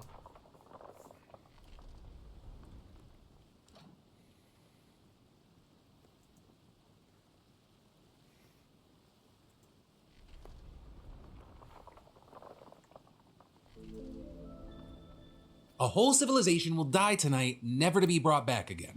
It's the latest threat against Iran from the apparently unhinged madman in charge of the most powerful military in the world. And as of filming, we're just hours away from finding out whether this madman, otherwise known as US President Donald Trump's, gonna follow through on his threat. A threat to commit what many experts say would almost certainly be war crimes, with potentially catastrophic consequences for people in Iran, across the region, and around the globe if Iran doesn't agree to reopen the Strait of Hormuz. Or with Trump setting the deadline tonight at 8 p.m. Eastern, although Trump's already pushed it back several times. Or with Trump warning each time that failure to comply would result in the US hitting civilian infrastructure in the country, potentially including power plants, desalination facilities, oil installations, and bridges. And again, that's as you have legal experts far and wide warning that striking civilian infrastructure is generally a war crime under international humanitarian law, which would almost definitely be the case here, since Trump's comments suggest that this isn't really about gaining a military advantage, but about inflicting suffering on Iran's population to force its government into submission. And of course, that's in addition to experts noting that the attacking in the first place without UN authorization, without any clear self-defense rationale, violated international law. And the strikes that have happened since then, which have hit schools, health facilities, and homes, as well as reportedly killed more than 1,600 civilians, well, some of those, they may have crossed the line as well. And again, I know that sounds like a wild line. We're not talking about morally. We're talking about technically and definitionally. And then with all this, even as we're waiting to see what happens when Trump's deadline passes, the US and Israel, they're already intensifying attacks in an effort to force Iran's hand. And so overnight, for example, the US struck what it said were military targets on Karg Island, which is Iran's main oil export hub. Also, overnight strikes reportedly took out a synagogue in Tehran. And today, you had the Israeli military announcing that it had launched a new wave of attacks on what it said was Iranian government infrastructure, warning Iranians to avoid train travel until 9 p.m. local time. And then with that, you had at least 3 people reported killed when an airstrike hit a railway bridge. Iranian media outlets also reporting attacks on other bridges throughout the country, and authorities then announcing that they had suspended train service on 2 major rail lines. And then on the flip side, from the start of the war, Iran's also attacked civilian infrastructure across the Middle East, including energy infrastructure, ports, and airports. And today, it targeted energy facilities in Saudi Arabia and the United Arab Emirates. And you had the Revolutionary Guard Corps claiming that it would be willing to widen the scope of its attacks beyond the region if Trump followed through on his threats. Though also, at the same time, both sides have reportedly been engaging in indirect talks over the past several days, or with international mediators led by Pakistan first putting forward a 45-day ceasefire proposal, which Iran apparently rejected and responded to with a 10-point plan of its own. And while the details weren't immediately clear, Iran reportedly wanted a guarantee that it wouldn't be attacked again, as well as an end to Israeli strikes in Lebanon, along with the lifting of sanctions. And in return, they'd lift its blockade of the Strait of Hormuz, but it would also still plan to impose a fee of roughly $2 million per ship that travels through it. A fee that would then be split with Oman, the country on the other side of the waterway. And then Iran, they'd reportedly use its share of the proceeds to reconstruct infrastructure that was destroyed by American and Israeli attacks instead of asking for direct compensation. Though also with that, reports have suggested that Iran's already charging a toll for some of the few ships that it is allowing to transit the strait right now. And then with that, there's apparently been an uptick in traffic, with 21 ships reportedly making it through over the weekend, the highest two-day total since the first days of the war. That said, though, it was only a fraction of the numbers of ships that would have gone through before the war. And so with the problem,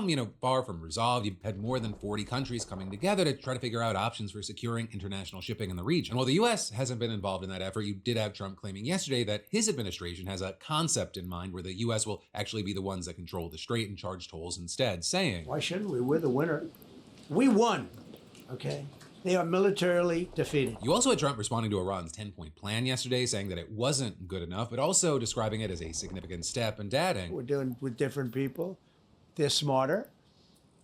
I think they're sharper and far less radical. I can tell you they're negotiating, we think, in good faith." And Trump continued to make that claim with his post, threatening to wipe Iranian civilization off the face of the earth this morning, writing, "I don't want that to happen, but it probably will. However, now that we have complete and total regime change, where different, smarter, and less radicalized minds prevail, maybe something revolutionarily wonderful can happen. Who knows? We will find out tonight, one of the most important moments in the long and complex history of the world. 47 years of extortion, corruption, and death will finally end. God bless the great people of Iran." But of course, with that, while many leaders have been killed, the available evidence suggests that this is the same regime that just killed thousands of protesters back in January. The new supreme leader over there, he might actually be way more of a hardliner than his father, and the Revolutionary Guard, they've only consolidated power under his leadership. And actually, over the course of this war, they've carried out executions, detained human rights activists and their families, and generally unleashed yet another crackdown to keep their grip on power. And Trump, even while he's pushed that one narrative, he's seemingly acknowledged the reality. Or with him telling PBS yesterday that the only reason the Iranian people are not protesting is because they will be shot immediately. And actually, with that, contrary to rising up, you've got people in Iran reportedly now forming human chains along bridges and around power plants in response to Trump's threats. Although reportedly, Iran's government's organized rallies and its support throughout the war, so it's not clear exactly if this is a real spontaneous movement or anything. And as far as the official response, there were reports that the country cut off communications with the US, telling mediators it would no longer participate in talks, that it believed that it was winning the war, and that its weapons arsenal was nowhere near depleted, saying they had more than 15,000 missiles and 45,000 drones left to attack with. But then, you also had a state-controlled newspaper indicating that diplomatic and indirect channels with the US remained open. Also, Axios reported that there was some hope that a deal could be reached in time, and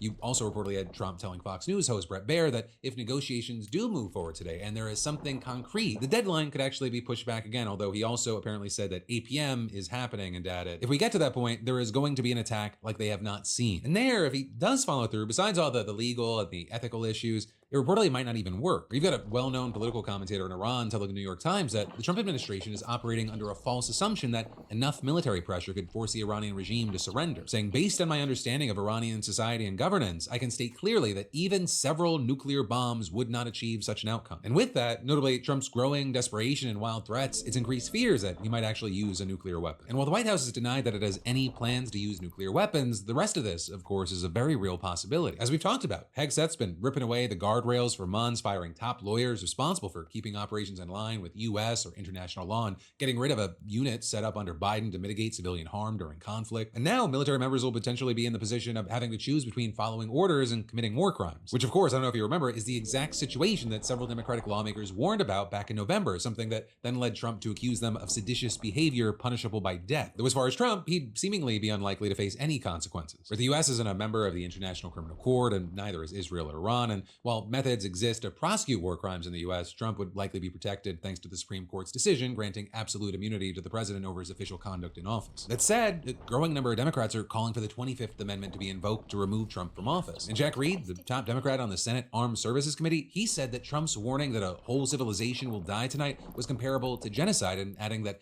Trump seems to have lost control and become as fanatical as the regime leaders in Tehran. You also had top Dems calling for lawmakers to get back to Washington ASAP to vote on a resolution to end the war, saying in a statement that Trump is completely unhinged and that a vote is necessary to stop the president before he plunges the country into World War III. And then also beyond just the Democrats, Trump's threats, they're stirring up backlash from even some of those once seen as his most loyal supporters. And then there's more we're going to dive into in just a minute, but first let me thank a sponsor and say, I think one of the strangest things about modern life is that most of us, we got to grow up as actual private citizens. But kids today, not so much. And that's why I partnered with today's sponsor, Proton Mail, and their new Born Private campaign. Because a kid can start building a digital footprint before they're even born, and from there, it just keeps stacking up. School logins, apps, email, social media, all before they ever chose any of it. And the idea, it's simple. You're born with privacy, but the internet, it slowly takes it away from you without you even realizing it. And email is actually a big part of that. It becomes your identity online from day one, and you keep it for years. But most inboxes are built to track, profile, and monetize your data. But Proton Mail flips that. No ads, no tracking, no profiling, and it's end-to-end encrypted, so not even Proton can read your emails. Right now, you can reserve your child's email for a $1 symbolic donation to the Proton Foundation, and it's protected for up to 15 years. So instead of your email getting stuck with all the unnecessary junk, or worse, getting tracked from the start, you get a clean slate. So protect your digital identity now. Head to proton.me/DeFranco and get yourself a free account today. That's proton.me/DeFranco to get the digital privacy you deserve.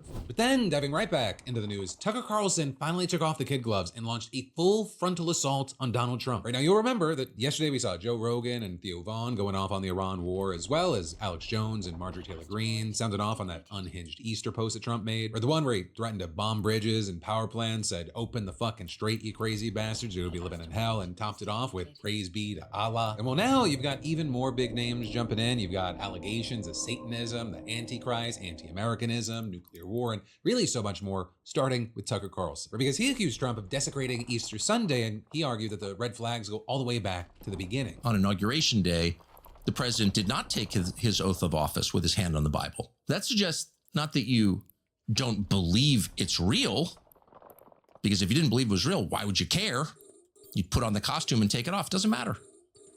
That suggests you know it is real and you're rejecting it intentionally.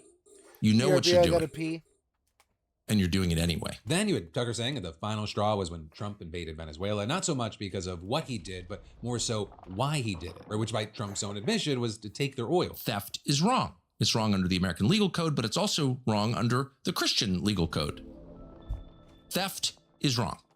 Spelled out really clearly. It's also intuitive. They want oil.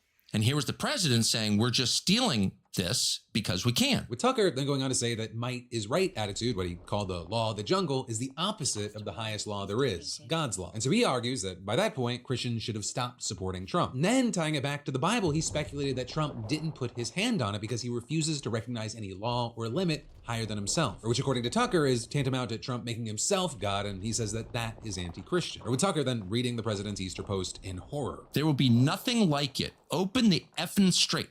How dare you speak that way on Easter morning to the country? Who do you think you are? You're tweeting out the F word on Easter morning? You'll be living in hell. As if hell is a place. Hell is a condition.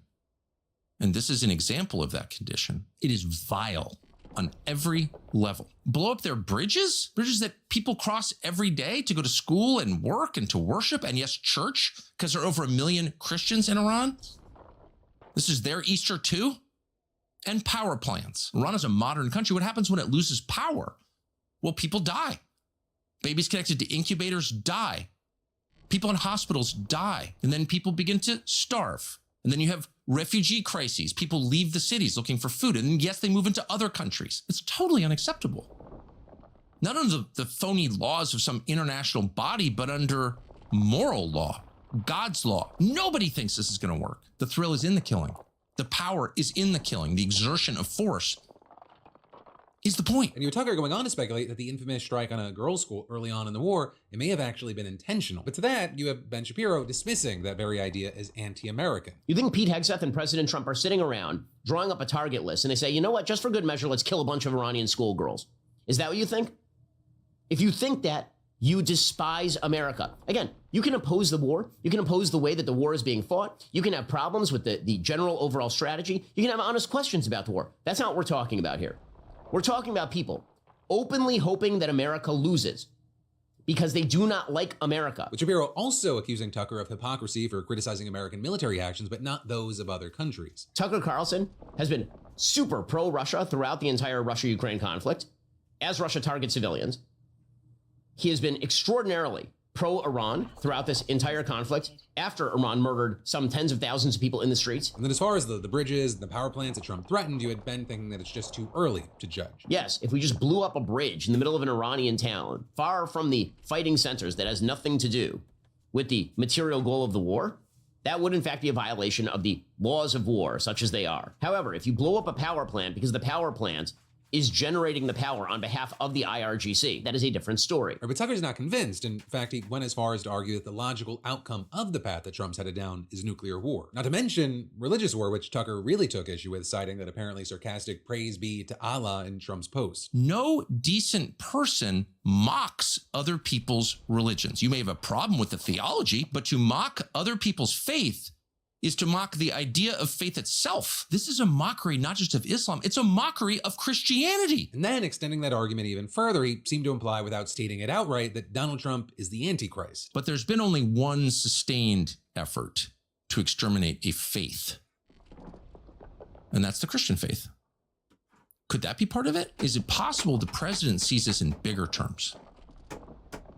Sees this as the fulfillment of something, or the elevation to some higher office beyond President of the United States? That's entirely possible. And you then had Tucker spending the rest of his show talking about how Trump's spiritual advisor, Paula White, compared the president to Jesus Christ himself, which is then also something that Candace Owens also appeared to reference in her response to Trump's Easter Post writing. This is a satanic administration. We all realize that satanic Zionists occupy the White House, and Congress needs to move to have the Mad King Trump removed. All our lives may depend upon other countries realizing that Trump is deeply unwell and surrounded by religious fanatics who have convinced him that he is a messiah. We are in uncharted territory. Leaders worldwide need to act accordingly. So there you had Ben Shapiro dismissing her as well. What in the world is she even talking about? What is she talking about? You know, probably she'll provide us evidence of this the same time that she provides evidence that Egyptian planes were linked to the murder of Charlie Kirk. But you Candace still going with her reposting someone who said, the time has come for the military to refuse to cooperate with orders like this. Catholics will have to take the lead. The Christian Zionists are incapable of rational behavior. And then you had her agreeing with Piers Morgan's commentary that Trump's post was a brazen pre-admission of genocide against the Iranian people, replying the 25th Amendment needs to be invoked. He is a genocidal lunatic. Our Congress and military need to intervene. We are beyond madness. But then you also had one of Trump's die-hard, filthiest bootlickers and close advisors out there, Laura Loomer, weighing in and writing, Candace Owens is now accusing President Trump's administration of being satanic. Meanwhile, she's dancing on her so-called best friend's grave. Her best friend who didn't invite her to his wedding. Or with that seeming to refer to Charlie Kirk, and then Candace's conspiracy theories about his assassination. And then you had Loomer going after Tucker Carlson as well, writing, by riling people up with lies about how President Trump is the Antichrist, Tucker Carlson appears to be trying to incite someone to physically harm President Trump. How can anyone who claims to be loyal to the president continue making excuses for Tucker? I hate Tucker Carlson. With her also reiterating the same claim she's made for months now that Tucker is actually a Muslim. With her even polling her followers on whether they should call him Tucker Carlson or Tehran Tucker. And then with all this, you had a New York Post reporter who quoted Trump saying, Tucker's a low IQ person that has absolutely no idea what's going on. He calls me all the time. I don't respond to his calls. I don't deal with him. I like dealing with smart people, not fools. But then also, all the while, there's a person who's seemingly trying to mend the divide here, and that is Megyn Kelly. Or with her explaining away Trump's post as a kind of a tactical genius. The president's messaging on Iran has been particularly erratic over the past week. And I don't know whether this is all strategy. You know, Trump likes to keep the enemy guessing. So he often has erratic messaging that to us looks kind of crazy, but to him is just, you know, a tactic. Right. And then she expressed serious concern about the way that this war is tearing the MAGA coalition apart. And look, the president, I told him this directly, that I don't support this war, but I do support him. And there's a difference. You know, you can still support Trump and his agenda without, you don't have to go full TDS.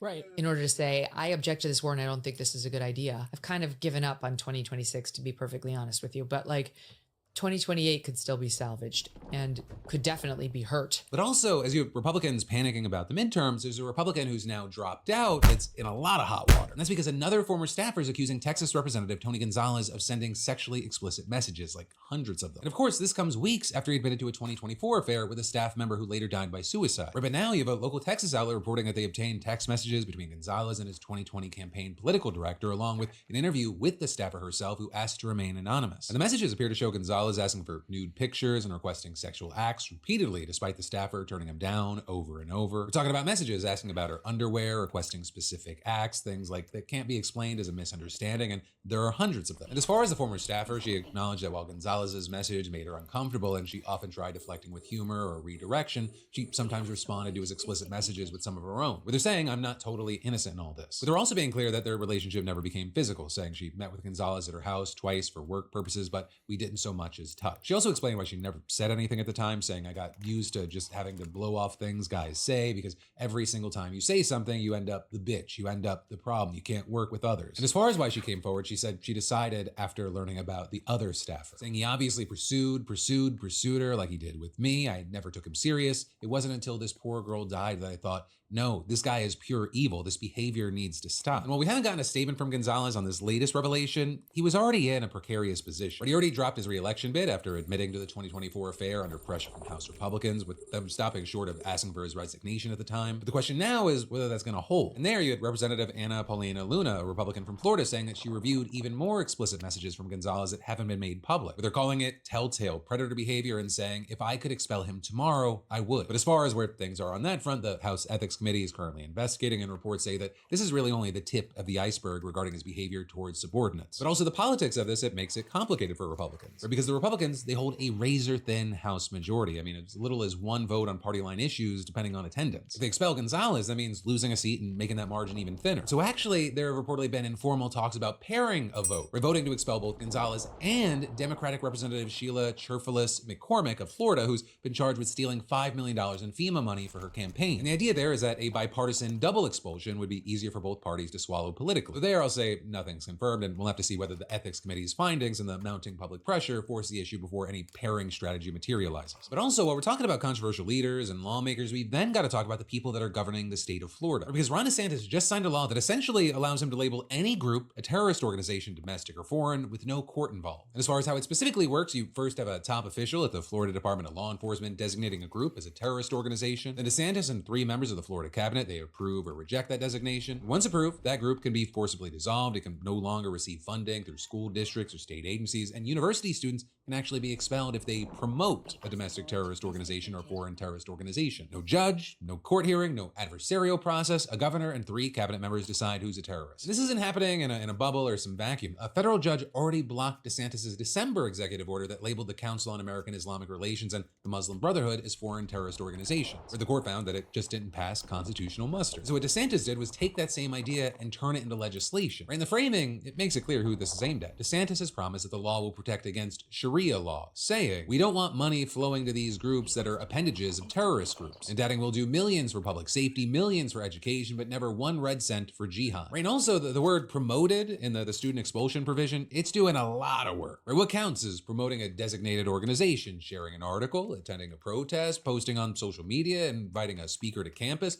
The law doesn't define it, which means that the chill on speech, it goes far beyond actual material support for terrorism. You've got PEN America saying that this law could chill free speech by placing unprecedented pressure on individuals to avoid speaking, organizing, or engaging with certain viewpoints. You've got legal scholars from the University of Chicago and Stanford saying that these types of designations lay the groundwork for even more sweeping forms of authoritarianism. Right? In CARE, they call the law draconian and unconstitutional. But then, of course, on the other side of this, there are supporters who are cheering. You also have the lieutenant governor explaining who gets designated, saying people who don't stand for our values. Right? Not people who commit violence, just people who don't stand for our values, and he gets to decide what those values are. But all that said, as far as what happens next, even DeSantis is expecting it. He said that he anticipates a whole civilization will die tonight. What? Oh, God. Jewish people, like authors like Langston Hughes and Frederick Douglass, but Democratic board members say that the overall representation falls far short of what it should be. And this also, and adding, we'll do millions for public safety, millions for education, but never 1 red cent for jihad. Right? And also the word promoted in the student expulsion provision, it's doing a lot of work. Right? What counts is promoting a designated organization, sharing an article, attending a protest, posting on social media, inviting a speaker to campus. The law doesn't define it, which means that the chill on speech, it goes far beyond actual material support for terrorism. You've got PEN America is saying that this law could chill free speech by placing unprecedented pressure on individuals to avoid speaking, organizing, or engaging with certain viewpoints. You've got legal scholars from the University of Chicago and Stanford saying that these types of designations lay the groundwork for even more sweeping forms of authoritarianism. Right in CARE, they call the law draconian and unconstitutional. But then, of course, on the other side of this, there are supporters who are cheering. You also have the lieutenant governor explaining who gets designated, saying people who don't stand for our values. Right? Not people who commit violence, just people who don't stand for our values. And he gets to decide what those values are. But all that said, as far as what happens next, even DeSantis is expecting it. He said that he anticipates civil rights groups are going to challenge the law in court, though there he promises a victory on appeal. Though, given that a federal judge already blocked his executive order doing essentially the same thing, that confidence might be misplaced. But the big thing is that in the meantime, the law's in the books. The designation power it exists, and the chilling effect on speech, association, and organizing in Florida, that's going to be immediate. I mean, that's whether or not the law survives a court challenge. And then there's more we're going to dive into in just a minute, but first let me thank a sponsor and say, I think a lot of us convince ourselves that putting something is required reading in public schools, not as an elective, not as an option, required, starting as early as elementary school with Noah's Ark and Moses, and going up through middle school and high school with David and Goliath and Jonah and the Whale. They're also pushing to narrow history classes around US and Texas center lessons, cutting room for world history and other cultures. This is happening in a state where 66% of public school students are Hispanic or Black. And with all this, you have experts warning that it could leave students less prepared for college, the workforce, and the world they'll actually be living in. But as far as the proposals, you have the Texas State Board of Education set to discuss 2 proposed reading lists. The first includes childhood standards like The Very Hungry Caterpillar and A Wrinkle in Time, with older students reading things like MLK's I Have a Dream speech. But it then also requires middle and high schoolers to read Bible passages, David and Goliath, Jonah and the Whale. And then the second proposal actually goes further, requiring Bible reading starting in elementary school, including Noah's Ark and Moses and the Exodus. One of the key things is that the Bible is already an option for Texas English teachers. It's just that it's not required, but these proposals would change that. And then at the same time, in history classes, the board's pushing for an emphasis on US and Texas history, which is a move that progressive groups and historians have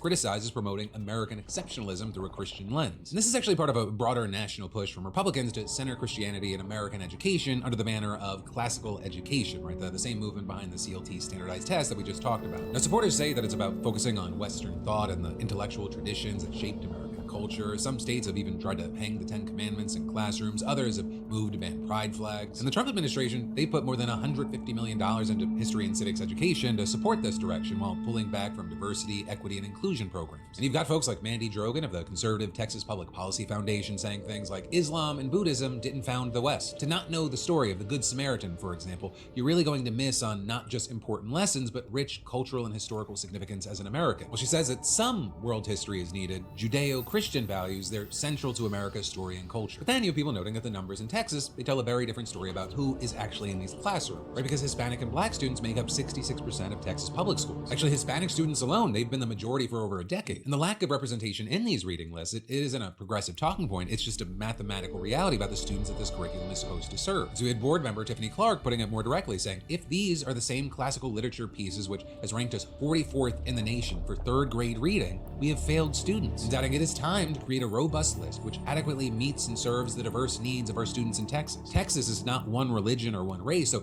the authors on this book list need to resemble the makeup of our students across the state. Now, the proposed list, they do include some Black authors like Langston Hughes and Frederick Douglass, but Democratic board members say that the overall representation falls far short of what it should be. And this also isn't just about representation as a principle, there's data behind it. Studies actually show that access to diverse books in schools increase reading scores and increase how much students actually read. When students see themselves in what they're reading, they engage more. You see things like at a 2022 survey, it found that more than 75% of both Republicans and Democrats supported instruction on patriotism and the founding fathers alongside critical thinking and the contributions of women and people of color. Right? The public actually wants both, not one at the expense of the other. And all the while, America's literacy crisis, it just keeps getting worse and worse. Right? Not to be a Philip DeFranco show video title, but it is actually getting worse. As of last year, 40% of 4th graders and 33% of 8th graders read at a below basic level. Reading scores for high school seniors dropped to historic lows. And functional illiteracy, it doesn't just affect reading comprehension, it makes people less politically engaged, less capable of critical thinking about what they're learning, and less prepared for a workforce that increasingly requires both. Right? And then there's the practical question that nobody pushing these changes wants to answer. With less room for world history and other religions, you have historians asking, do we want the next generation of Texas students competing in a global economy, never having really learned very much about China? Teaching patriotism, it doesn't require leaving students ignorant of every country and culture outside of the United States. And you have experts warning that this approach, it leaves young adults with less experience, fewer opportunities, and less earning potential in a workforce that's increasingly global. And personally, I'm just left wondering, imagine a world where the Quran was being pushed as required reading in a Texas public school or wherever. We'd be having a very different conversation. And again, this isn't about whether the Bible has cultural significance. It does. Teachers even have the option to teach from it. The question is, should this be required reading in a state where literacy scores are already declining, where the research says that diverse reading lists actually improve outcomes, and where the party that's pushing this change has spent years accusing the other side of indoctrinating children, right? From the group that has been screaming that classrooms are full of ideology, they're pushing ideology. And the students who are going to pay the price for it are the ones who can least afford to fall further behind. But then, next up in some wild news, Kanye West just got blocked from entering the United Kingdom. The government just denied his travel authorization on the grounds that his presence would not be conducive to the public good. And so an entire music festival, 50,000 people a day, it's been canceled as a result. Because getting into specifics, Kanye was scheduled to headline the Wireless Festival in London in July, which is a major festival that draws tons of people. But the backlash was immediate. You had major sponsors like Pepsi pulling out, Prime Minister Keir Starmer condemning the event, pressure mounting to drop Kanye from the lineup. And in response, you had Kanye putting out a last-minute statement offering to meet with Britain's Jewish community, insisting he only wants to bring peace and love, and adding, "I know words aren't enough, I'll have to show change through my actions." And while the festival director encouraged forgiveness and second chances, this morning you had the UK government shutting it down, with the Home Secretary telling the BBC that the office denied Kanye's electronic travel authorization on the grounds that his presence would not be conducive to the public good. And then with that, you had the festival releasing a statement saying Wireless Festival has been forced to cancel. All ticket holders will receive an automatic full refund. Right? And then you had the festival saying, as with every Wireless Festival, multiple stakeholders were consulted in advance of booking, and no concerns were highlighted at the time. Which to that, you had many going, really? Less than a year ago, Kanye released a song called Hail Hitler. And others noting that before that, he threatened to go DEFCON 3 on Jewish people. He called himself a Nazi. He sold shirts with swastikas. He went on countless anti-Semitic tirades across interviews, social media, and public appearances. And so you had many looking at this going, well, how are no concerns highlighted? And then actually you had the campaign against anti-Semitism responding, who are they consulting? A wall? That's what happens when the only stakeholders you speak to are those who stand to make a profit. And adding, it's nice that now Wireless is saying anti-Semitism in all its forms is abhorrent, when just a few hours ago the festival promoter was saying we all need to forgive Kanye for declaring himself a full-blown Nazi only recently. Now there, on the note of apologies, you have people noting Kanye's apologized multiple times over the years, though he has also walked some of those apologies back. Right, most recently, in January, he actually took out a full-page ad in the Wall Street Journal saying that he lost touch with reality amid his struggles with bipolar disorder, saying, "I regret and am deeply mortified by my actions in that state and am committed to accountability, treatment, and meaningful change. It does not excuse what I did, though. I am not a Nazi or an anti-Semite. I love Jewish people." Yes, so you for a lot are. of people, that wasn't enough. No, you a cycle don't. of offensive statements, followed by apologies, followed by more offensive statements. It's made it kind of impossible for a lot of people to take any single apology at face value. But that's not to say that is the universal reaction. Right? Despite the UK blocking him, despite the festival getting canceled, none of it's actually slowing Kanye down. Just last week, Kanye performed 2 sold-out shows at SoFi Stadium in Los Angeles, and according to Bloomberg, he made $33 million from those 2 nights. One show alone pulled in $18 million in ticket sales, making it one of the highest-grossing single shows in live music history. And there's also a lot of things where there were guest appearances from Lauryn Hill and Travis Scott. There was a lot of love there, but there was also a lot of backlash and criticism. Again, there's a lot of money at play. He also recently signed a deal with a label, Gamma. He just released a new album called Bully that debuted at number 2 on the Billboard charts. He also reportedly has upcoming shows in France, India, Spain, and Turkey. So while there is genuine outrage, and enough outrage to actually get a man banned from an entire country, there are also clearly enough people that are willing to buy tickets, stream the music, and show up that the comeback machine just keeps rolling. And so with all this, I would really love to know your thoughts. Are you loving it? Are you hating it? Are you not sure? Do you see this as Kanye on some sort of redemption arc, or do you see it as just kind of more of the same cycle? Why not? I'd love to hear from you in those comments down below. But that, my friends, you beautiful bastards, is the end of your Tuesday Philip DeFranco Show dive into the news. Also, even if this just connects to one of you, I want you to know that this week is getting even to me. With that said, a little housekeeping as we wind things down. Tomorrow, in addition to the Philip DeFranco Show, you're going to get a brand new episode of Crashing Out with myself and Alex Perlman. Also, this week, we're going to take a look at the Georgia governor's race, because it is getting overlooked, but it is crazy. And of course, remember, in the meantime, if you want to support independent media, support the show, you can go subscribe at philipdefranco.com. There are free accounts, there are paid accounts. You can go ad-free, you can get extras. But yeah, I'm going to give you back your night. Thank you for watching. Feel free to help yourself faces, at the and I'll see you bar. right back here I don't tomorrow. drink, but I feel like if I did, now would be a good time for one.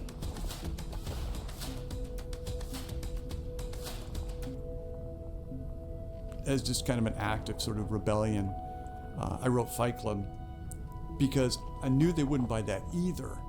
But I knew that if I did it well enough, they would never forget it. Bet you never expected and at to that end point, up it was involved more in about something revenge like than this. it was about actually selling. All that junk you're hauling is seriously slowing you down. So Chuck, tell me about your childhood. You grew up where? I grew up in eastern Washington State on the Snake River, which is a tributary of the Columbia River in this huge, vast, sort of arid desert part of the state. Tell me about your family. My family all were kind of Dust Bowl people who kind of came into that area during the Depression, and they came in lured by the work provided by the Hanford nuclear reactor. They came from Montana, they came from North Dakota, and because of the housing shortage, they all ended up settling in this one small town. So at one point we had generations and generations of my father's family and my mother's family in this town called Burbank, Washington. It was probably the most happy, glorious time of my life, where you're related to half the people in the town. Yeah, I wish I had made more of it. I wish I had talked to them more about what had brought them there. Sissy. Your relationship with your parents was good? Yeah, come back. It was good. It was good, but boy. And I'm sorry, I'm one of these people that stops a lot and thinks a lot, and that's really difficult for a lot of people to be with. I'm not going to be a kind of wall-to-wall carpet of talk. Mm-hmm. That's fine. I know your father had an interesting story. My father, when he was about 3 years old, his father had come back from working in the shipyards in Seattle during World War II. And the family story is that he had taken a block and tackle to the head. The asteroid is depleted. Oh, sorry. God damn it. That's really difficult for a lot of people to be with. I'm not going to be a kind of wall-to-wall carpet of talk. Mm-hmm. That's fine. I'm gonna stop and I'm gonna get out of Starfield now.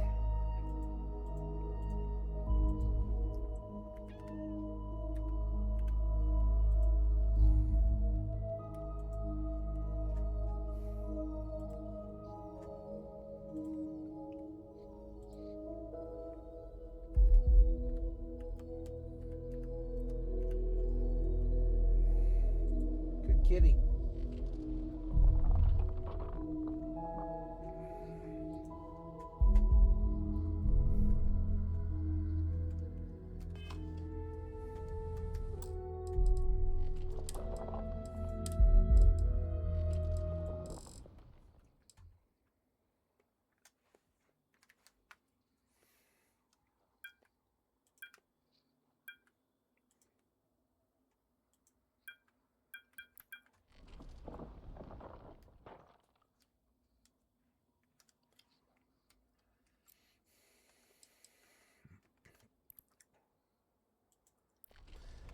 Hi, sissy.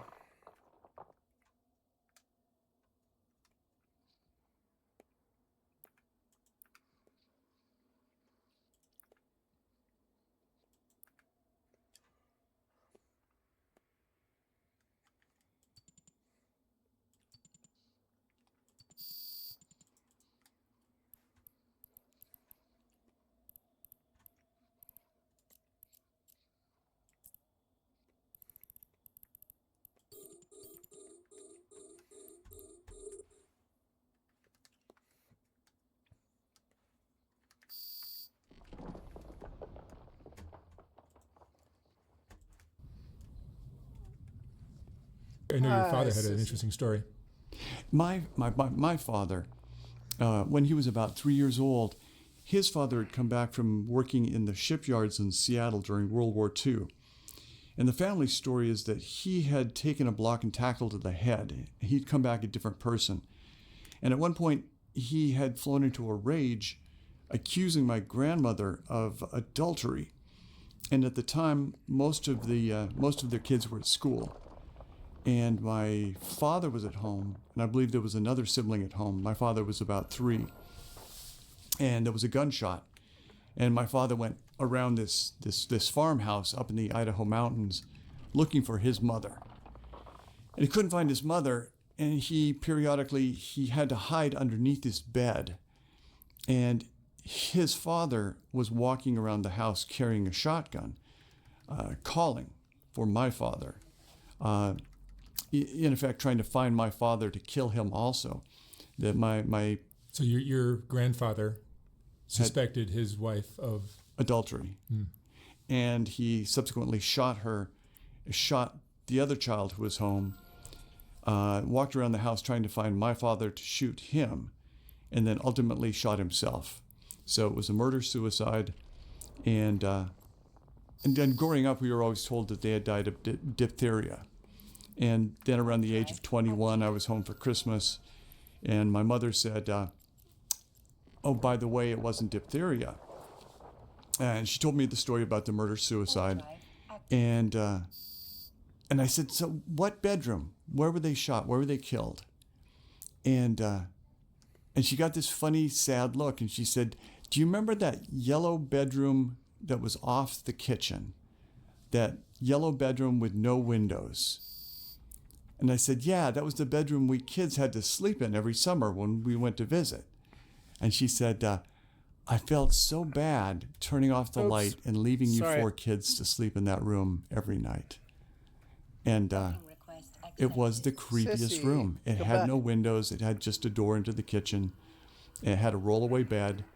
And it was that bed under which my father had hid to save his life. And it was on that bed that my grandmother had been killed. And then realized that for all those summers, we'd also slept on that bed. It was just it was a relief to hear the truth. But it was also kind of an ick moment to find out that, very little of that house had changed. Well, and because there was no one to head the household, his older brother had to be called home. And his older brother had gotten married, moved to Seattle, and had created his own life. And I believe there were 16 siblings altogether. And the older brother, my Uncle Pete, was so angry about this that he was fantastically abusive, and he would just beat the younger kids because he was a young man. He was probably 19 or 20, and suddenly he was in charge of this whole brood of kids in this house in the middle of nowhere. And he beat my father so badly that at one point my father decided that he was going to leave home. He was going to just set out. And my father was, I think, about 8 or 9 at that point. So he ran away from home. And at one point, he had been picked up by a farmer who said, come out to my farm in Moxie, Moxie is nothing. It's a rail stop in the middle of nowhere. And you can work on my farm, and I'll give you a place to stay. And something happened that very first night that my father was at this farm in Moxie. And it's something that my father would never talk about. But he ended up running away from that farm in the middle of the night, and he was arrested for vagrancy and put in jail in Walla Walla. And he did talk about that. He did talk about the worst part of his life was being in jail as an 8 or 9-year-old kid in Walla Walla, and how he could see a clock tower through his cell window. And eventually one of his married sisters, my Aunt Mary, showed up and took custody of him. And he was raised the rest of his growing up with her. So that's my father's growing up. And he must have been heavily affected by that, losing his mother at such a young age. He was. He ended up having... Okay, guys, I'm going to stop this recording. You've been watching Skycat Live. I'm a full-time variety gamer. Put me on in the background. Click on the cat space to donate at skycat.live and come to my Twitch or YouTube and give me a like, sub, or a follow. I have many thousands of videos on my channel, and today's session was recorded in its entirety. What happened here? No. Nope, just come out of it. And I'm sorry, I'm drunk now, and I'm tired now, and I'm in a lot of pain, and I'm going to stop my stream, and I'm terribly sorry. You know, I'm just not really physically able to do this today. I'm sorry. So I'm going to stop and